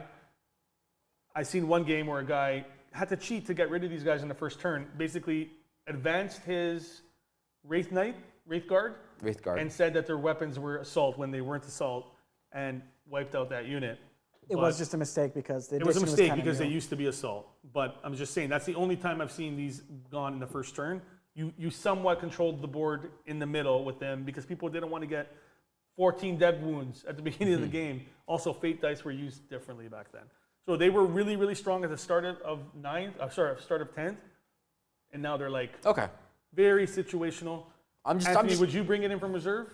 Or is that too much of a point sink, 125? Am I wrong here? Well, the board is 60 across one way. Yeah. So if they're in the middle, even if you come in from reserve, there's a chance you can't even shoot it Exactly. if they screen outright. So I don't know. I think you'll get shots off if you come from reserve. It's just like, are you going to hit a target that you really want? I don't know. We might be talking about this too much, but no. I'm just chiming in my points about what it could be Yeah. used for, but I got from bad choice to situational, so that's good for me. I think it's that's a still win. in between bad choice and situational. If you're playing Rami, it's probably a strong choice, but in regular, it's a situational. No, against nids, this is useless. Would it be Because monsters, big monsters? yeah, but they're all invulns. So who But cares? 6 dev wounds, instantly Six go past the devs. dev wounds, and all of a sudden use a fate dice, instant like 8 damage If if you you have need a to, fate dice and to just use on that. destroy something. You could get a lot of feel no pains. And you Well, now you're forcing feel no pains on the target. Remember, it's not a free feel no pain. It's you have to pay a CP, or is it like 2 CP to the He feel no has pain? one. they're not that good. There is an enhancement for NIDS that lets you do per turn a free stratagem, and the feel no pain one's a battle tactic. There's a lot of. Have you guys see the thing here? There's a lot of situational stuff for Eldar. All right, next done. Swooping Hawks. I like Swooping Hawks. Like I said at the beginning, you're not going to put Baharroth with them if you do this. Objection. Objective monkeys. Yep. They go around, do your objectives. They do your getting in the corners of things. They have deep strike. You can bring them in to do signals. Investigate signals, signals. deploy double homers, Yeah. engage all fronts, and the last one was behind enemy lines. So that alone, for objective markers alone, for being objective monkeys, I say put them in at the top of situational because that gives you a lot of points. And the way 10th edition plays out right now, those are really good to be able to do. Like Death Guard, back to Death Guard.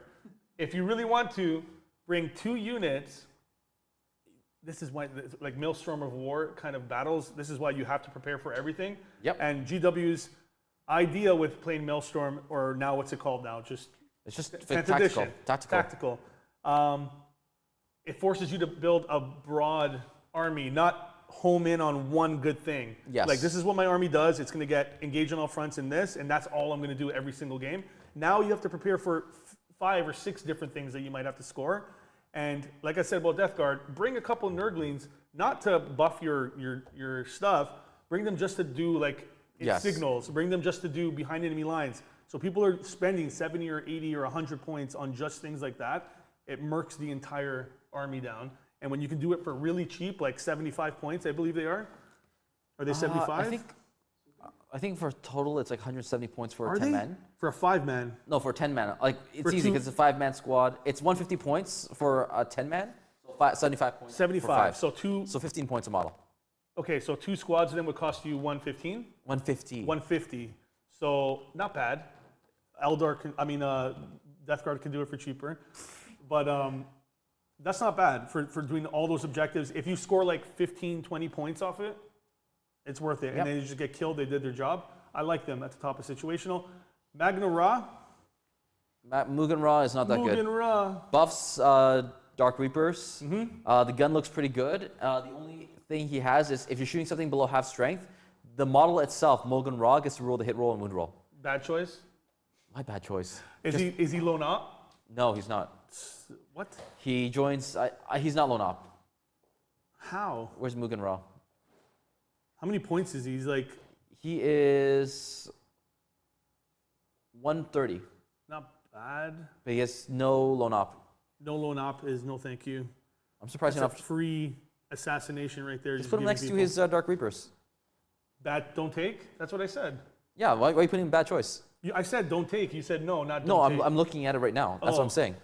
Uh, So I don't think he's that. I think not- he's a don't take. Honestly, Put him there. Somebody in chat have any uses for him? Because I don't see what you would do with him.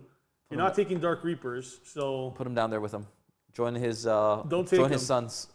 join your sons. Anthony put the. I think that's Revenant Titan. That's the Titan. You're not going to take it. I don't know why he has this here. Way too many points. You're going to be. I don't know. How good are they? You want to pull up their stats? I don't even know what they are. I don't think it's even worth talking about him. Are their guns that good? No, they're just a forge. They're the counterpart to like the Imperial Titans. How many points are it? It's more of a Anthony, fluffy Look that up since you put this here without option. letting us know. Oh, your phone's charging? Just look up Revenant Titan is how many points? 1100. You guys put the Titans here. I did not put the Titan here. Someone This was put the Anthony. Titan. So that's closer to like a warhound. That's what I'm saying. It That is is not a a, Titan. knight. Okay. That is a titan. It's really obviously it's Forge World. It's not meant for. It's just for a cool thing to have. competitive games. But Anthony put that in there. The guns are probably massive. But yeah, All right, let's I'm get not back. paying 1,100 points for that. Let's get back to the No, thank actual you. meat and potatoes. Viper. Meat and elf ears. Yeah, I think they're all right for screening. The Viper? Yeah, they have decent guns. You went against one, didn't you? Next I last did not. week? No. I played against clowns, not against this thing. Select one enemy unit by one or more of these attacks until the end of the phase. The enemy unit cannot benefit from cover. That's pretty good. So the main thing about this is it's a cheap Bright Lance. 85 points for just a Bright Lance. Yes. That's pretty cheap. Not the cheapest you can get and cost efficient, but Right. it's there for an option. I think because we're going to talk about another unit that you can spam Bright Lance with. Probably not. I don't- Take it. I don't think this is as You didn't put those viable. in. You didn't put them in. The Hornet. The Hornet. Oh, we don't even have one of the best units here. What's This- the hornet? It's the Is it Forge light. World? Yeah, it's the Forge Oh, World. I didn't really look at the Forge World list when I made this. Anthony will get That's Anthony in is trouble after Well, this. most of the Anthony's time in it's not. We just spoke about it at dinner. Okay. How good it was with 8 wounds. Yeah, and I made this last night. Either way, someone disagrees with Scorpions. They think you undervalue them. Tell me why they're better. Please tell me, because I want to try to make Eldar do some melee because it's fun and I like it. What do you think? Giving things ignore cover is pretty strong. Situational. Bottom, where do you want it? Like maybe It's cheap. it's 85 points. 85 yes. points for one Bright Lance. Screening, you can do some screening with it. You can move I'd up. say put him at the top situation. In my opinion, Top? top is situational. Do you think it's better than that? Because there are I way think better over here. options. I think For like 25 extra points, you're gonna get yourself a War for Walker. one, you're getting one bike. Yes, only one of Yeah. this. And it has what, 4 wounds? 6 wounds. Okay, that Because makes it a little you better. can pay 85 points, 25 points more for a War Walker, which has War basically walkers are so good though. exactly. Yeah. So why would I pay 85 points for one Bright Lance when I Yeah. can pay 110 points for 2 Bright Lances, which is what we're talking about right now. It's a perfect segue Yeah. into to get a War Walker that has a 4+ invulnerable save and always -1 to wound.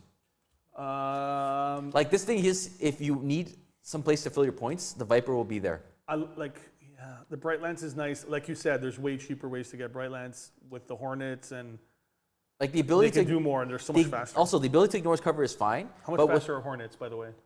well, I'm not talking about the War Walker right now. Not the No, Hornet right Hornets. now. I don't know much about a Hornet right now. I think 12-inch movement, if I remember correctly.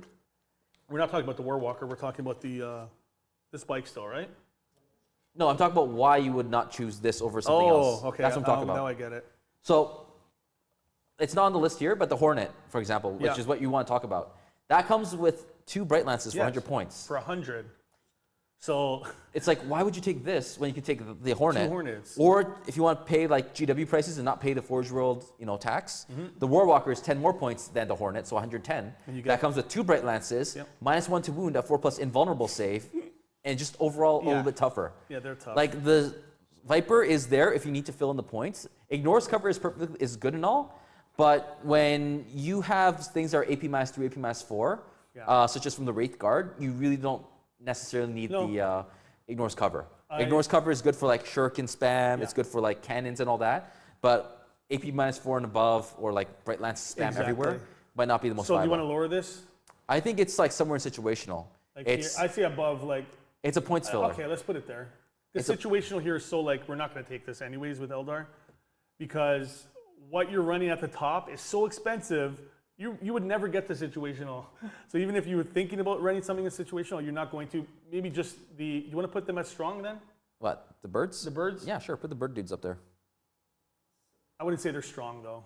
All right. It's kind of misleading. So let's leave them there. All right. What's the verdict on these Scorpions? Anthony has something. So Scorpions are great for threatening turn 1 charges and disruption. It's not as good without Old Phantasm, obviously, but it sort of does the same job as the Spinner, slowing down units you can't threaten. No, absolutely. It's just how many points are they?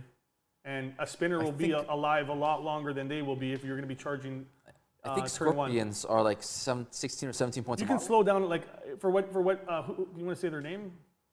So I'm not just calling a random person. Kaon? 15 points a model. So Kaon, you're definitely right. Slowing down a unit in the middle and the first turn is absolutely amazing, especially in 10th edition. And screening's really good. And what do they have? Do they have like infiltrate? Yeah, right. Yeah, they have infiltrators. So it's good.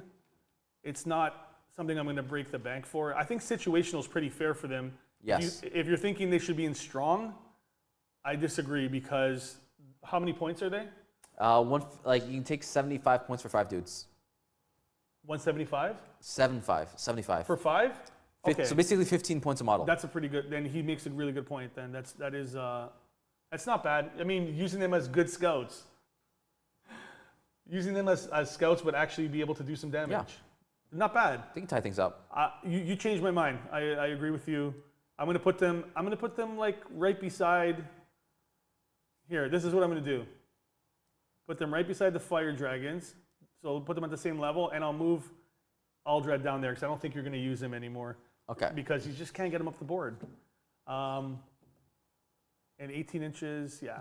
I'd like them there. I'm not gonna put them at the strong because I don't think that's what Eldar do. And yeah, but those are good points. Thank you.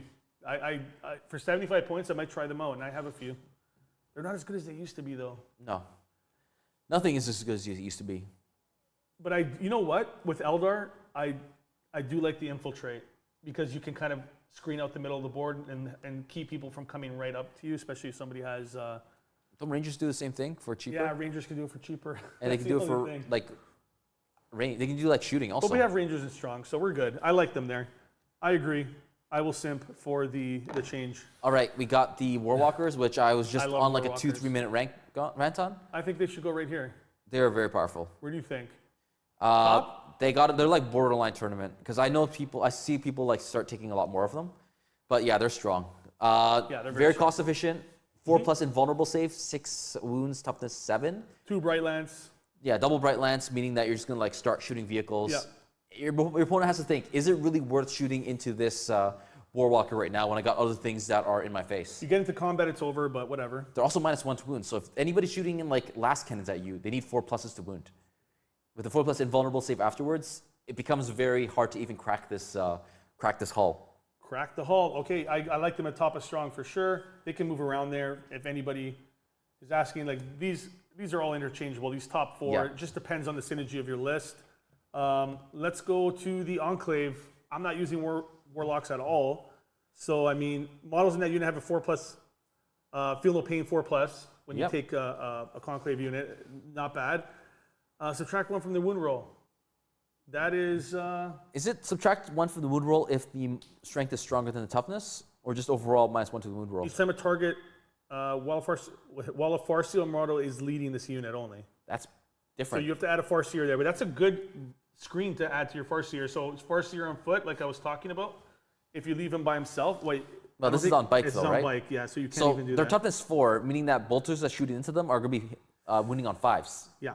And like last guns will be winning on 6s then. Las guns? Yeah, strength 3 weapons will just be you're winning not- on 6s, which is pretty funny. I don't know. You're not. Bad choice. You're gonna run a conclave? I mean, if you're taking an Autarch or the space wizard guy on a bike, maybe. I don't think they're that bad. But how much are they? Where do they have points on It's this? in unit composition. Oh, is it there? I didn't even know that. Called with, yeah. 100 points for 2, 150 for 3. So 50 points a model. Basically, I think that is a waste of points in an Eldar. So down to bad they go. Down to bad they go. Definitely don't take them. Warlock, a regular Warlock, might be a little more. If you're going to take a Warlock, it might be better to just take one. He does keep the character keyword. That's another thing with the Enclave. They lose the character keyword, which doesn't make a huge difference anymore. That's kind of a buff now. It used to be it's a a buff. debuff. Now it's a Exactly. buff. Yeah. So models. So you can give ignores cover, ruins of battle, conceal. You can basically do conceal or reveal. You get to choose one, right? Yep. In your next every command phase, So it's either you get stealth for the unit or the unit ignores cover. or they ignore cover. All this guy can attach to, however, are wind bikes. runners. Yeah. Bikes having ignores cover is pretty good. What was the other one? Stealth. Stealth. -1 on the bikes. Last one hit on the bikes. Not that bad. They're not very survivable in the first place. So I don't know. He's a bad choice in my opinion. Down to bad choice he goes. Maybe bottom of situational or somewhere at the bottom here. It's Let's only leave with him here. It's only for wind riders though. So Exactly. We'll leave them there. Wind Riders I have like in about that level too, so they can run together. That's what I would run with a Wind Rider unit anyways, or maybe a Farseer Skyrunner. But you don't see anybody taking those. They're just very, very situational, if not bad. all right, and now the warlock on foot. No, No, don't. not even talk about him. Don't do it. And we have the warlock enclave, which is basically the same thing as the other one. We have Anthony, the way Anthony had it, Warp Spiders are first. Do you need to know anything about? S tier. Absolutely. I told you about the blink they have, 24 inches. Beautiful. 24 inches is a long way to go. 12-inch movement when needed.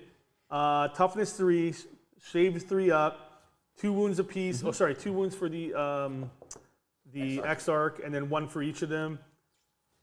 Invuln 5 up. They have a 3 up save. That's really nice for Eldar. So AP -1 won't really do much against you, especially when you have cover. And they do devastating wounds. They do D6 shots each. Yep. The Exarch gets 2 D6 shots. You can spam out some of those dev wounds. They are amazing. Take 2 of these minimum, if not 3. They're 100 points each for 5. Yeah, what do you think? You already mentioned all the points. Is that good? I can't deny about that. They're really good. They're cheap. Oh, is it? They're 100 points or 200 points. 100 points for 5. For 5, yeah. 200. So 200 20 for points. two. 20 points a model. They, then. they actually made them more expensive. I'm sorry. I'm going to check right now. They upped them in points, of course. 115 now. 115. They made them 115. So 23 They points a model then. Yeah, for 10. they nerfed them as well, which I'll still pay the 15 points extra for unit for them. They are amazing. Maybe bring 2 instead of 3, so you don't go too heavy. But even 3 of them would be good. Yeah. Here's your Wave Serpent you were talking about before. T9, movement 14, 13 wounds, weird number. 2 OC only, Yep. but has a huge transport capacity. And what were you saying it does? Like spams out mortals? So what it does is once per game, activates the Serpent Shield, deals D3 mortal wounds Yeah. to I think a unit, and makes them force the battle shock. Yeah. Mortal wounds are nice. The transport is a bit expensive side of 110. It's a very pricey taxi. Yeah. It does come with a 5+ invulnerable for a tanky hull like that. Yep. Not much else I can say. All I can really be like, it's probably situational because it's so expensive. What you can put them in with is like, if you want a 10-man squad of Striking Scorpions, if you really feel like you want to do that, Fire Dragons. Striking. Why would you put striking? I don't know. Scorpions I'm just thinking of what things you can put them in. They have infiltrate. So you probably want to put like Howling Banshees in there. Yeah. You can even put like a 5-man squad of Wraith Guard, drive them up, drop them down, and then just like start shooting things. Yeah. I think it's a situational tank. It's not that I great. put it in situational beside his buddy. It's like Eldar already have so much mobility options. Like for any other army that has something similar to this, it's worthwhile because of how slow they are. But Eldar just don't need it. I'm going to put the Warlock Conclave on foot beside their buddies, the Warlock Conclave on bikes. And I'm going to not waste anybody's time here. Don't take it. There's no need to take the Warp Gate? There's Or no- the Webblade Gate? I just think GW. I'm blaming GW, but the game right now is not. Would you agree, Anthony? It's not good for structures. I know you took it all the time in 9th. Yeah, because it's different. It has a health bar now. It has a health bar now. And they tell you how to place it. Exactly. All right, what's the next one? Before you could do the right beside each tower. What? They're right beside each other towers. So you could put both. You didn't have to put them like this. You could just put them like this. Right beside each other tower. Wind Riders. That's a Wind Rider. Wind Rider. They're not bad. Like we said, they can reroll everything on the objective. Whatever target they're shooting, Let me that's leave them on there objective. for 1 second. I remember there's 2 different wordings, right? Sorry, Yeah, there's one 2 is different rules. one is if they're not on objective, you roll hit rolls of 1. Of 1. If the target is on an objective, They reroll reroll all everything. hit rolls. Yes. So I like that. They're pretty good. They do 2 damage. You give them all shuriken cannons. Yep. Strength 6, AP -1, 2 damage is really good. If you combo that with this bike over here, the what is it called? The one right in front of him here. No, the Viper does. Yeah, the Viper. The Viper, yeah. For ignores cover? Ignores cover. Now your AP -1 does a lot of damage, or is a lot better. You can combo that. You can put it with a Sky. You can put them with a Warlock Skyrunner or a Farseer Skyrunner. They're pretty good. Yep. And then proper situational there. it'll give the rerolls also to the character as well, right? So if you have any psychic Yeah. powers that they have, all of a sudden, boom, you're starting to nuke things. with Anthony full roll to really hit. likes the Autarch with wings because there's 2 of them here. Oh, really? So he has a buddy as well. Or you know what? They're so good, they have to take up slot 2 and 3. Okay. I'm okay with that. So the folder has like 60 pictures in them. And when I was going through the index, if I didn't see it, I added another one. That is a very Zoomer brain thing to do. So what's the guy? The guy with the Reaper face is just named this guy, so I had trouble finding him. All right, oh my this goodness. Oh my goodness, Anthony. Okay, so Wraith Blades. You don't see them. They're an interesting unit. When the ability is when a model dies Yeah. on a 4+, they get to fight before Yep. they get removed. But Eldar in combat. They have an axe that's like what, 3 attacks I think, strength 7, AP -2, 2 damage. Yeah. Or 5 attacks with the double sword, which are strength 6, AP -1, 1 damage. So the Ghost Axe is strength 7, AP -2, 2 damage. Yep. The sword is AP2, 1 damage. Strength 7 for the axe, strength 6 for the sword. 5 attacks for the sword, 3 attacks for the axe. I got it right on the money. Weapon skill 4, you can put a Farseer or a Spirit Seer with them to hit on 3s. So they're pretty. They can shred a little bit. They're actually better than Howling Banshees, which is kind of They only move sad. 6 inches though, They're compared to very what slow, the other or- guy can do. compared to Eldar. They can't. If they take the axe, they get a 4+ invulnerable. So that really buffs up their durability. Yeah. I don't know. Claudio doesn't like it. Whenever he says "I don't know," it's probably going situational or below. They're not strong. Definitely not. I would put them because they're Wraith Guards. Sorry, I'll put them ahead of. No, I'll put them right after Fuegan. They don't tell me they can't do more damage than these guys. The Because utility goes down for the price that you pay for them. you're paying a lot more for them. So yeah, I agree with that. I'll put the. You know what? No man, they're like here. All right, your bread and butter, the big Wraith Knight. It's not my bread and butter anymore. It's still good. It's just not really good. So situational. Not situational.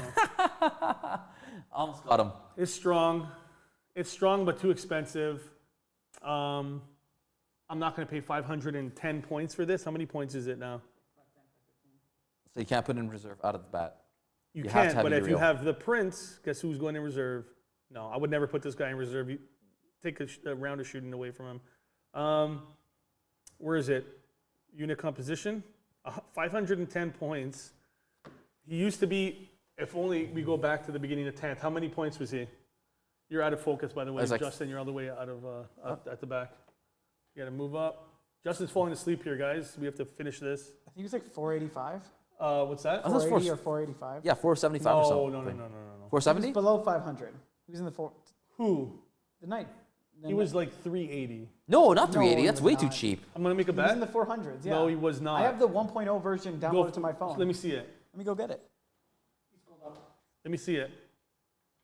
All right. There's no way he was 485. He went up I at think- least 100. I think he was like points. I think he was like Please, 420. somebody in the comments write that down right now. I think it was 420. I think it was like 420 points or something like that. Okay, that's almost 100 points. That's more than 480. And then after that, they buffed it to 480 or something. No. He Because exactly. he was roughly 420, then got buffed to like 470 or 480, and now this is the third iteration of his Exactly. points, which is at 510, which is where he deserves to be. He was at 420, right? Or Yeah, 428. If I'm right, you're buying me a donut, Anthony. I'm not buying you a donut. Yes, you are. I forgot he got How nerfed many- twice because like he did get a nerfed. week I said it after- 3 times. No, I forgot about that after. What's his name? Wraith Knight. Wraith Knight. In 1.0, How many points? 370. I told you. Holy crap. I told you. shit. That's why you ran 2 of them. But I didn't fight it until after the first. Exactly. That's why they were broken. They were too cheap, but they're not 510. I'm sorry. Don't ever doubt my knowledge. Damn, Eldar boy. 375 to 510. That is how hard they got hit, guys. You get what you deserve. 370 to 510. And they got an indirect nerf with devastating wounds, but I will not bash GW because they do not deserve it. They get enough from it from the internet. So let's go with the Wraith Lord. I don't see them run, but they're pretty, like if you look at their stats, they're pretty good. People like them. I don't see them at tournaments for whatever reason. And they can't go with anybody, right? They can, Spirit Seer, Oh, they can go with the Spirit Seer. which yeah. is something I didn't know about. Yeah, I was you like, can- what the heck?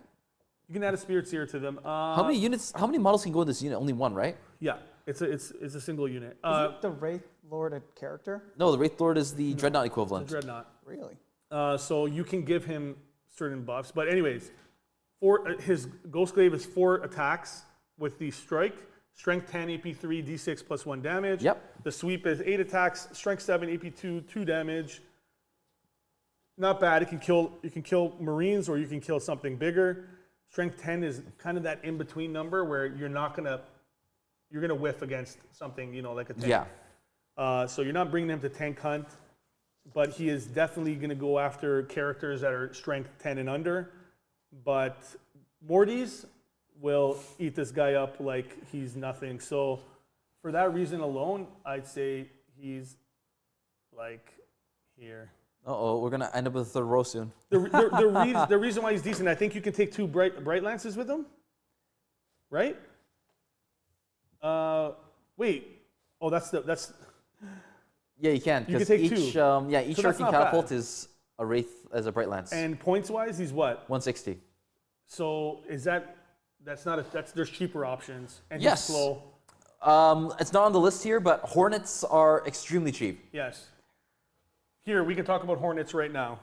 That's not a Hornet. That's No, by I the don't know what the hell that is. Yeah. That's just a flyer. So Hornets are really good because they have how many wounds? 8 or 9 wounds. 8 wounds. They are really fast. They have 2 bright lances and they're 100 points. Yeah, dirt cheap. They're fast. I think they're toughness 6 though, so they're like a little bit weaker and not as tough as the Warwalker. Yeah. But they fill the role of 2 Bright Lances for 100 points. You need what's their ability? Do you remember? If it flies over something, deals mortal wounds. Deals mortals, Which that's right. you don't want to do that because this thing is just there for sitting back and just shooting Bright Lances. Exactly. Okay, let's go. Let's talk about the incarnate. Actually, no. Let's save her. This is the Visarch. Visarch. Just a cool character to have that He's came cool. with. He's there to be Yvrain's bodyguard, but I think Yvrain is strong and independent in She doesn't herself. need her. She doesn't She doesn't need need no him. Visarch. She doesn't need no man in her life. He said it, not me. Okay, let's look at his stat. He's got a 4-up invuln, OC1, 8 movement, 2 up save, melee, 5 attacks, 2 damage, AP minus. He has precision. He's a character killer. Who can he join? He can join a lot Ooh. of the battle line units. He can join clowns. Yeah, clowns. He can join Dark Eldar. He can join any troop choice that's battle line choice that's in Okay. the Aeldari Codex. Guardians, stuff like that. So you can give him a little bit of a screen. For Eldar specifically, I don't know. Are you going to take him? No. Definitely not. Let's just put him. It doesn't really matter, honestly. And how many points is he? That's another thing. Like 80, You're not going to 80 see this guy in points. tournaments. You don't have to worry about this. 90 points, not too bad. I don't know. He's like right here. You're not going to use him. Like, what are you using him for? To like go up and his abilities are. Just kill characters. He's a killer to killer. That's exactly what he is. But you have somebody that's a lot better that we'll talk about in 5 seconds. He also here. can join Yvraine's unit, even if she's already part of something. Yeah. That's about it. He has sustain hits 2, dev wounds, and lethal hits. You can choose one of those. Each time this model selected to fight, so you can put him in combat, but he needs to be with a unit that can get up there quick and get into combat, and then you can snipe out a character. You know who uses, like, you can put the what's his name? The Death Skull Jester. Taker? Death Jester. No, Skull Taker. I'm talking about demons. Oh, demons. The Skull Taker, you put him with the bloodletters, and then he can go and he deals like 3 damage flat. And then he goes and snipes about a bunch of characters in combat. From deep strike, and they come in 6 inches, blah, blah, blah. Justin's gonna fall asleep here. I'm not falling asleep. I'm doing pretty good. But anyways, no, you're not gonna take him. Why? Because we have the Yin Karn. Yin Karn. Broken. So broken. She deserved it. She deserved the nerf she got of the points. But what's the comment right there? I kinda, miss 9th edition Eldar? I don't miss 9th edition Eldar. Now that was painful. They're not as, people didn't hate them as much. This isn't like 10th edition Eldar right now is in a lot better position than 9th edition Eldar. 9th edition Eldar was just annoying. Yin Karn, I don't care what anybody says, is still the top unit in this army. Just the mobility alone is absolutely crazy. I can't believe they nerfed it, did not nerf it to once per turn, not once, or like it's once per phase. Yes. You can just blink anywhere that somebody dies, she just moves there, puts herself as close as possible with out of engagement range, and it's insane. She's not minus anything. She's half wounds. Halving the damage that comes in. So she halves damage. She has a flamer, a D6 plus 3 flamer, strength 7, AP minus 2. I believe it also ignores cover. Yep, it's torrent, ignores cover, and it's D3 damage, which is surprising. Damage. And you can blink and flame or something with that, and then charge. And she does D6 plus 1 damage with 5 attacks, with halving damage. You're not going to kill her in 1 turn. She's also toughness, I believe, either 10 or 11. She's toughness 10. Just the most broken unit in this army, honestly, with a 4-up invuln, and she has a 2-up save. So even more, like you're not going to kill her with. Don't think about spamming bolters at her, AP minus 1 bolters at her, because she's going to get plus 1 cover if she's in the right position with 2-up saves. So leave me alone. She's the top of the list. She got nerfed really hard with points. Anthony, you can check what she was, but she's now 350, I believe, which is very, very 350 now. Very deserved, and I'm just glad they didn't touch her points. What do you think about her? I play against her with you all the time. Very powerful. I have no comments. You honestly covered everything about him. But teleporting, if you have combat going on and you kill something or something dies, Yin Karn can just teleport, as you'll probably see in the next bat rep, teleport somewhere else and just steals my objective. Yep. So the Yin Karn in 1.0 is 270. Which is too cheap for what she can do. She's still kind of cheap. 350? No. The second she gets in my backline, game's over. Which you just have to kill like a single unit. It's every time she gets in my backline, dead. That's it. I lose. Well, don't let her get in your backline. All you can really do is ignore her. Like at that point, if she's in your backline, you're like, okay, let me just push out as soon as I can and do other things. But that's the thing. She presents so many problems, and I see people running. Khaine is good. Like the Avatar Khaine is good, but you see the distance here between them. Yeah. Like she is way better than him, just because his mobility is nowhere near what she can do. Yes, he moves pretty fast, but she can literally move across the board like that multiple times everywhere, dealing so much damage. It's not even a conversation. She's an auto-include in every Eldar list, in my opinion. That's Yvraine. Yvraine, she's pretty good. You see her in a lot of competitive lists. Do you know how to use her? The one time I've seen her is, I know she has a flamer that's like anti-infantry 2+ with devastating wounds. It's only 1 damage, so it's no Omni Sterilizer, but it's still pretty strong. Like for clearing chaff. It's anti-2, yes. You Yeah. can probably keep her Strike. deep strike her in and just start clearing away chaff that's needed. Even then, her melee profile is actually pretty decent. She joins the unit. They gain 5 up, feel no pain, which is nice. Okay. Who can you add her with? Let's go and see. Nothing that really crazy. You like the Troupe, you can add them to Storm Guardians, Cabalite Warriors, Guardians, Corsairs. So you're just going to make them a little more hard to kill. And like you said, if you deep strike her in, the unit that you give them, so can Corsairs deep strike? No.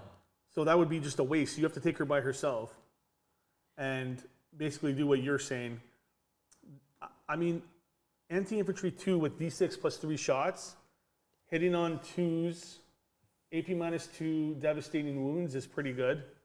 If that profile said 2 damage instead of 1, I think you're at sterilizer level. Yeah, it's only that 1 damage. It ain't no Sterilizer. It's no sterilizer, but it's pretty good. Her melee profile is not bad too. 5 attacks, strength 4, AP -3, 2 damage with dev wounds. Yep. I think she's just there to clear some chaff, and I think for point cost, I like her a lot. she's 100 points. 100 points to sterilize. Is there anything else you can stack with her? That's the thing. I'm trying to think of what you can use for her.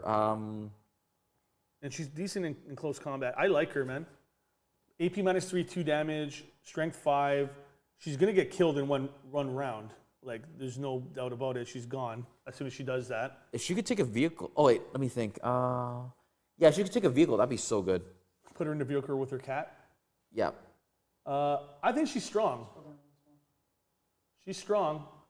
Where do you go? I think she's like around here. Sorry, Anthony, stop doing that. I like her here. What do you think? You I'd tell like me. to note I don't have the mouse. I've only played against her once, and yeah, she clears chaff pretty well. She's great. Like deep strike in, D6 plus 3. You can fate dice that if you really want to. Hitting on 2s, that's like almost auto hit, and then you're fishing for dev wounds. She's like distraction card effects for 100 points. For 100 points, yeah, that is really good. Toughness 3, I'm 4 gonna up pick one up save, this 4 weekend. wounds. I don't know. She's I don't cheap. have her because I don't play Ynnari. All right, that's Jester. She's Ynnari though, right? Yeah, she's Ynnari. Yeah. Unfortunately, she doesn't come with like any other keywords like what is Yeah. it? Like Eldar. She's not Dark Eldar. She's not Troupe, which sort of sucks. Unless there's a way to give her that, but I don't think so. Yep. What did Rami say about Yvraine? Take Yvraine and the Vizwarch, or whatever that guy's Vizark. called. Vizark? Vizark. With a Troop of Clowns. Troop has a 4+ invuln. And also when they charge, the unit gets +1 to wound when fights first to unit. With fights first to the unit. With Vizark? Yeah. I Can mean, that does seem like a pretty lethal combo, but wouldn't that be a melee unit? That's fine. Like there's nothing wrong with melee. Can the Vizark join her? Yeah, as I mentioned that before. If Yvraine's running something like part of a unit, I didn't know that. Vizark can join him. Because Vizark is basically the bodyguard for Yvraine. And they all gain that ability. Okay, so but each time this model is selected to fight, that unit has fights first ability. Is he saying just get it for the fights first? Why am I adding the Vizark for the fights first. For fights first, right? Yes. That's a pretty good combo. That's a lot. Now you're putting too many points into it, though. That went from like a unit that I just want to sterilize, like you just said, clear some chaff or sterilize one unit, to I got to sink now. How many points? Because a troop 90 choice plus would another be 100. That's 165 300 points. Roughly 165 points for a troop choice. So you're going from 100 points to do that damage to 300 and something to keep her alive and do maybe a couple of other rounds of shooting. It's viable, I And guess. feel no pain. Yeah, from and the the feel no event. pain. Pretty good. That's pretty good. That's a pretty good combo. I'm not going to lie. Rami, you did something good here. You changed my mind. Because of that combo alone, I have not seen this run. Also, Yvraine can bring back models on 2+. D3 models are returned. Oh, she does. So if you're running a troop unit, then guess Okay. what? They're back. Yeah, that's stupid. She's Time to start. here. Time to start Ynnari. I'm not running Ynnari, but Ynnari's definitely good. Ynnari, you only have 3 units anyway. Yeah, you got to bring other stuff with them for sure. That is a good combo. Holy crap! I've never run Ynnari, so I wouldn't know that combo. But thanks, Remy. I will try. I mean, me still in my head, I'm bringing her by herself just for that specific reason. 100 points to just sterilize a unit is nice. But this combo, even though it's more expensive, do they all have deep strike? No. They don't. So you got to truck them up the table. You're just have to like foot slog them with 8-inch movement. It's a different.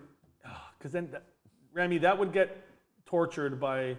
And indirect fire. Yeah, like Death Guard would absolutely delete that in the first turn. That's the only thing. But I do think she's really strong, and because of that combo, I will raise him up here a little bit.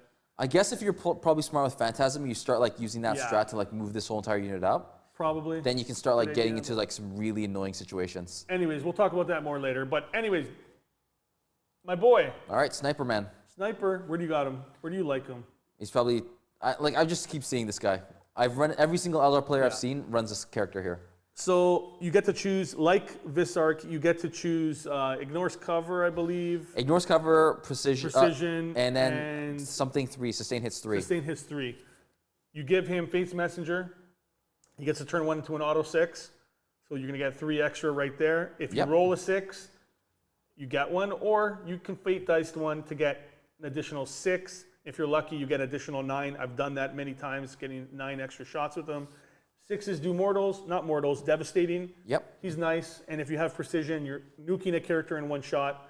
And if you choose exploding 6s, It's good for clearing out you're hordes. clearing out hordes, you're clearing out chaff, you're clearing out marines. It's 2 damage. And So- you also force Battle Shock, I think, with You the do. gun. You force Battle Shock. And then which the is last pretty thing nice. that this thing, yeah, that's really it can do. It's forcing Battle unless Shock. you're playing Chaos Demons, and forcing Battle Shock's not a good thing. You're forced to do it though. I know. You have no choice to do it. I'm just saying it's not a good thing if you're playing against demons because they get to get models back. He's so good, I even see Dark Eldar take him. Really? You mean Visarch? No, the Death Jester. Death Jester. Oh yeah, he's really good. All right. He is really nice. We have the Shadow Seer, Yeah, I'm. the Seer for the Space Clowns. Data sheets. Why am I on? Does GW just have data sheets for? Ynnari, Clowns, and Eldar are all part of the same index. They just put them all in the same index. Yeah. Okay. Yep. No, but do they have specific data sheets for? For what? You just got to scroll Forge down World. to find it. Forge World, Imperial Armor. Okay. Oh, there it is. Yeah. And then just the overall index. That's pretty nice. I'm not going to pay for the app, but that's nice. Okay, I see this guy run everywhere. Even Marines take this guy. Isn't that the Shadow Seer? Yeah.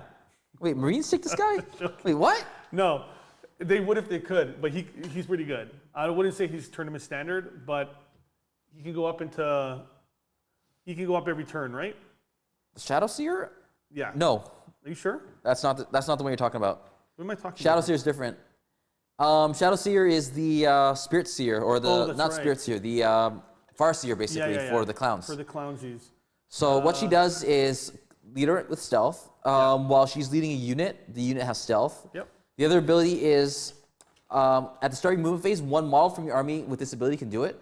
If it does, until the end of the turn, we roll advance rolls for the unit that is part of it, and also they're eligible to charge in a turn they advanced. It's really just more of an aggression unit that you put with your clowns, Yeah. and you just run up the board. Situational.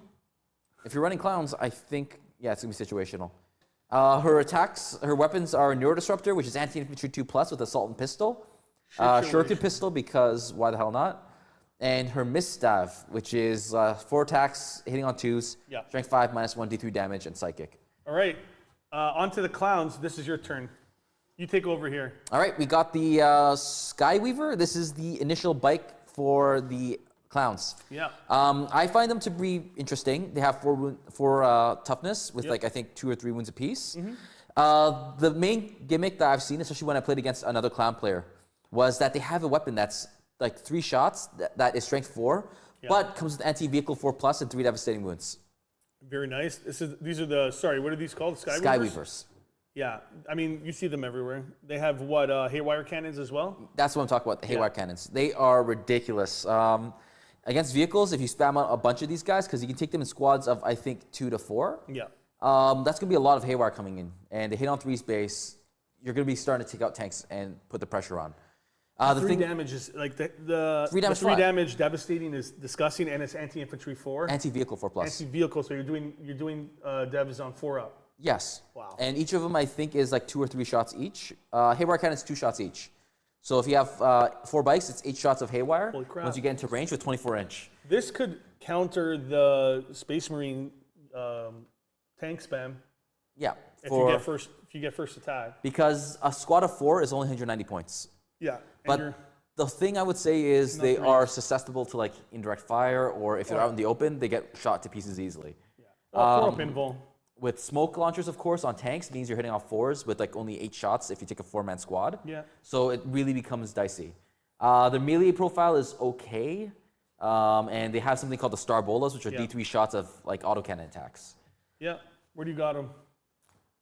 I think they're okay. They're not that strong. They're not strong. I think there's like where everything else is, they're situational.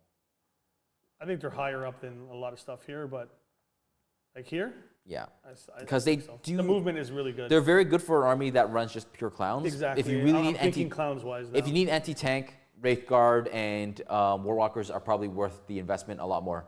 Yeah. I do like the bikes because they're fast, and if you need behind enemy lines and all those things, you can use them for that. They are sort of aggressive and annoying to get rid of, considering they have 4+ invulnerable.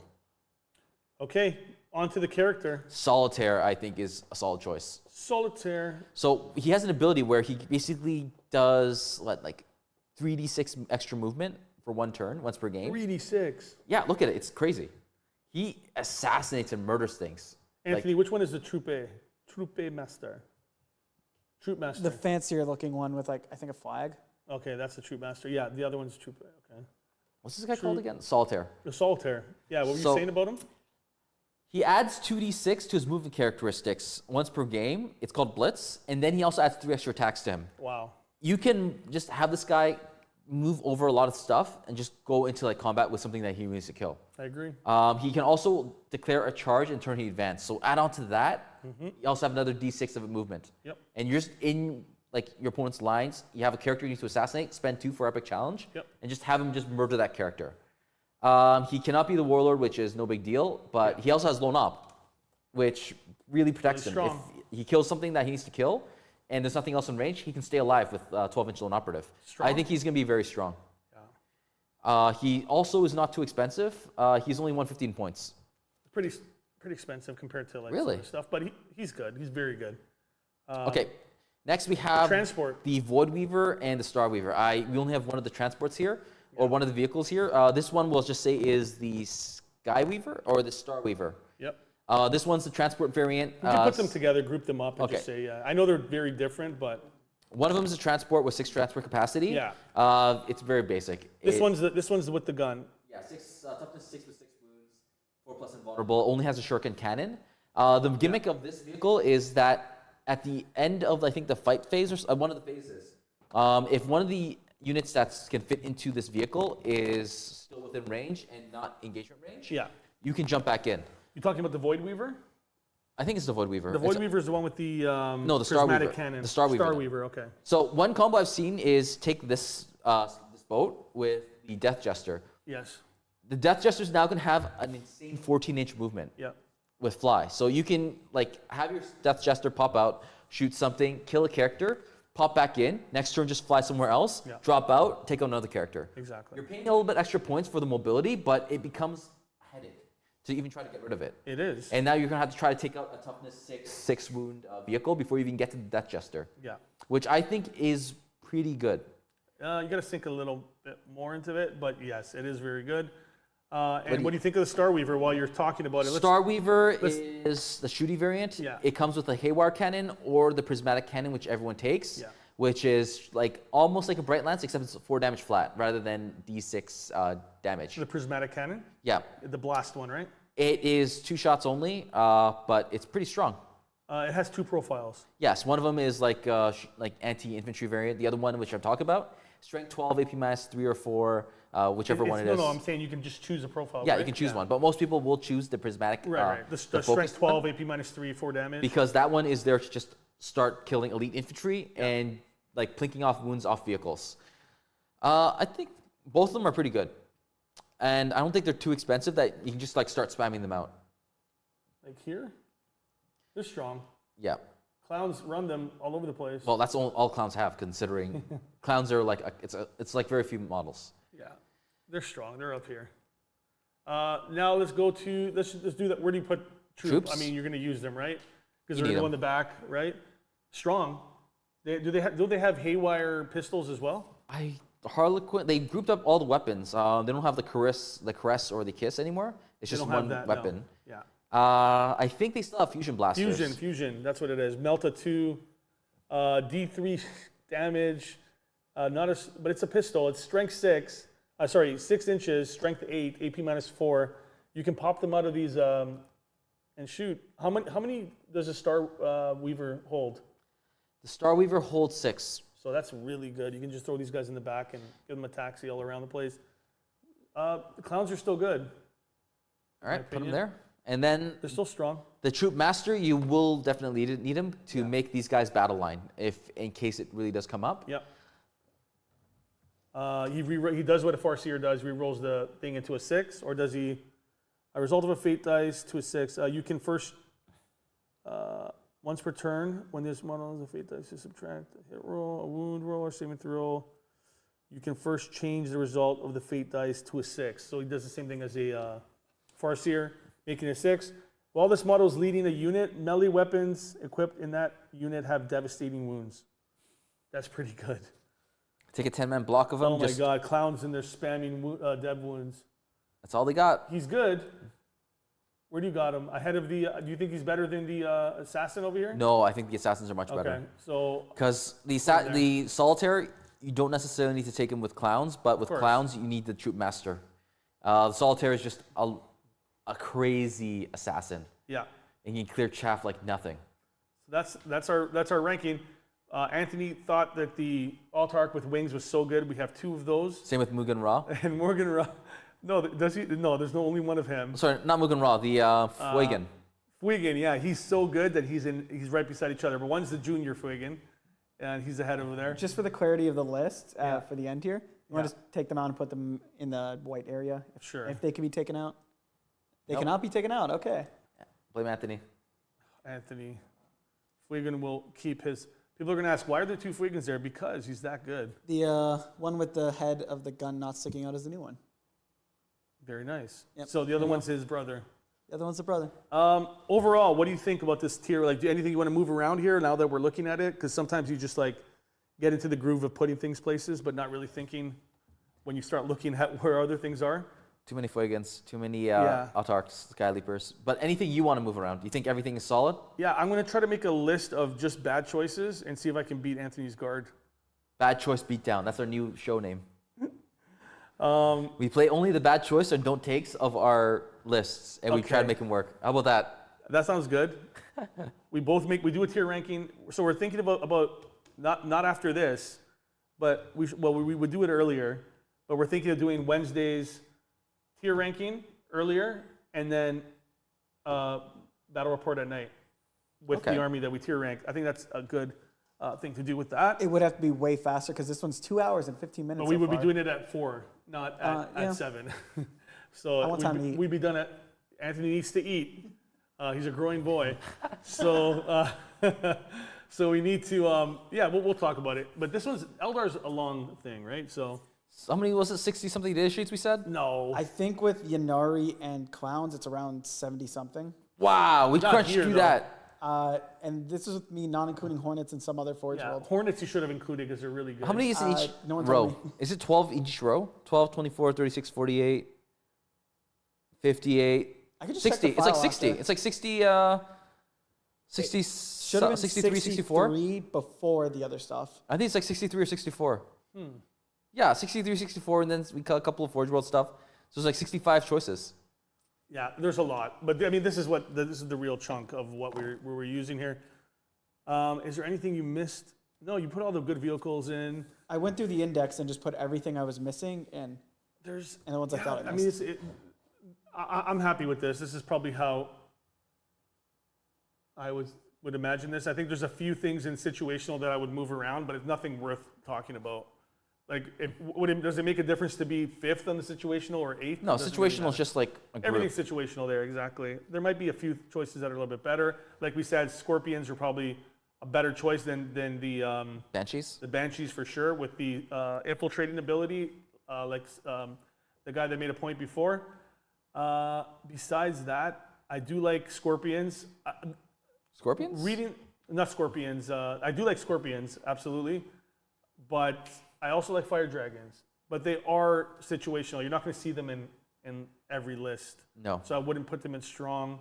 And Yvrine, what's her name? Yvrine, yeah. You called it. She's good. She's pretty good. She's strong. Really good. I might go like this, actually. Warwalkers, definitely. Warwalkers are a complete staple. I don't know if it's tournament standard, but Walkers and Hornets are really good. They are very good. And the reason why I have them ahead is because of that 4-up invuln. It's so tough to kill. I don't know if I told you, but I had a single Warwalker for 4 turns stay alive with 1 wound. All the shooting I go into it, guess what? 4+ invulnerable, -1 to wound because that's its built-in ability. Yeah. It's like impossible to kill. It is disgusting. They're really good. And they have 2 Bright Lances for like very cheap. 110 points. We did not include the Hornets because Anthony did not give us the model here, but Hornets would be where? I'd say they'd be in Tournament standard? Either strong or tournament standard. I'd say like bottom of tournament standard. They'd be somewhere around the top here beside Yvrine and for what you pay for them, Warwalkers. Way too good. 100 points for 2 Bright Lands. Yeah. And they're fast. They're very mobile. They can move around. They also do mortal wounds when they move over stuff. So that's where we would put the Hornets. Yep. Besides that, that's the end of the tier rank. Nid's tier list when? Who Never. said that? Let me guess. Does it start with an R and end with a I. Amy? Why? Yes. An Amy. Yeah, Amy. Anytime you want, Remy, we could do a Nid's tier ranking. You have to come on here and do it though, and you're going to be with Justin, and Justin's going to be reading the Nids to keep up with you, because the only Xeno stuff I do are Eldar. Actually, do I have any other Xeno armies? No, I don't. Only Orcs. clowns. Orcs? I have orcs, schmorks, but Schmorks. I am not going to do that. What's next? So you want to do Nids next? Okay, Rami, you're doing the tier ranking next Wednesday. Are you coming? If you could come next Wednesday, we could do it next week. Otherwise, what should we do? We will talk about that. We're gonna have to actually let's do Death Guard. Oh, and Death Guard 2.0? Death Guard 2.0. Yeah, let's see how they did after the last GT and just rearrange things a bit. Honestly, because I have different opinions on stuff. I think Death Shroud are really good, but I would move them down slightly. Cultists that don't take now? Huh? You're gonna just lower cultists? I would even also more? put Brigands on there and some of the Knights with Death Shroud, like Should a we lot of just shooting. Brigands are good in every Chaos list. They just hit on 2s. That's it. Exactly. Besides that, I don't know. Maybe Thousand Suns. What's really relevant? Oh, Space Marines. Of course, they're coming out. We'll do Space Marines. They won't be fully out next week, but we can do that. They will be out for us. For us, yes. So people will I'm see just our nervous to do ranking that. and won't be able to complain about it until they read the codex. It's like, what, 84 data sheets in there? no. They got rid of like 30. 184. No, they got rid of 184. I'm just nervous to build a tier ranking with that many. It's going to clip through. That's sounds like a you problem. But we'll figure that out. Yep. Anything else you want to say about this? Damn elves. Damn you elves. Damn these Knife elves. Damn these clowns. That is it. All right. Thanks for joining us for Northern Knights Gaming. This is another tier ranking. Hopefully we can get another one done next week and do what we were saying. We're going to do a nice battle report after the ranking with the army that we just ranked. Maybe we'll do, we'll pick an army. If maybe we'll do Marines. Makes sense. We'll keep people on the toes. But it is October. October. October. October. How many releases are we getting for Orcs on October? Like, is it gonna be like last year or 2 years ago? It was 0. 0. 0 releases in October. Yeah, that is it. We are done here. Thanks for joining us. Remember to like, comment, subscribe if you can. It helps us so much. Yep. And don't forget to ring Anthony's bell. He likes it. Yes, Anthony's bell is always being rung. That is it. Peace See out. you guys next time. Rami, we'll see you. What did he say? Rami said something before we go. Space Marines. Space Marines will take forever. Space Marines will take forever. We should do 2 parts then. We'll do it, 2-part series. Part 1 and part 2.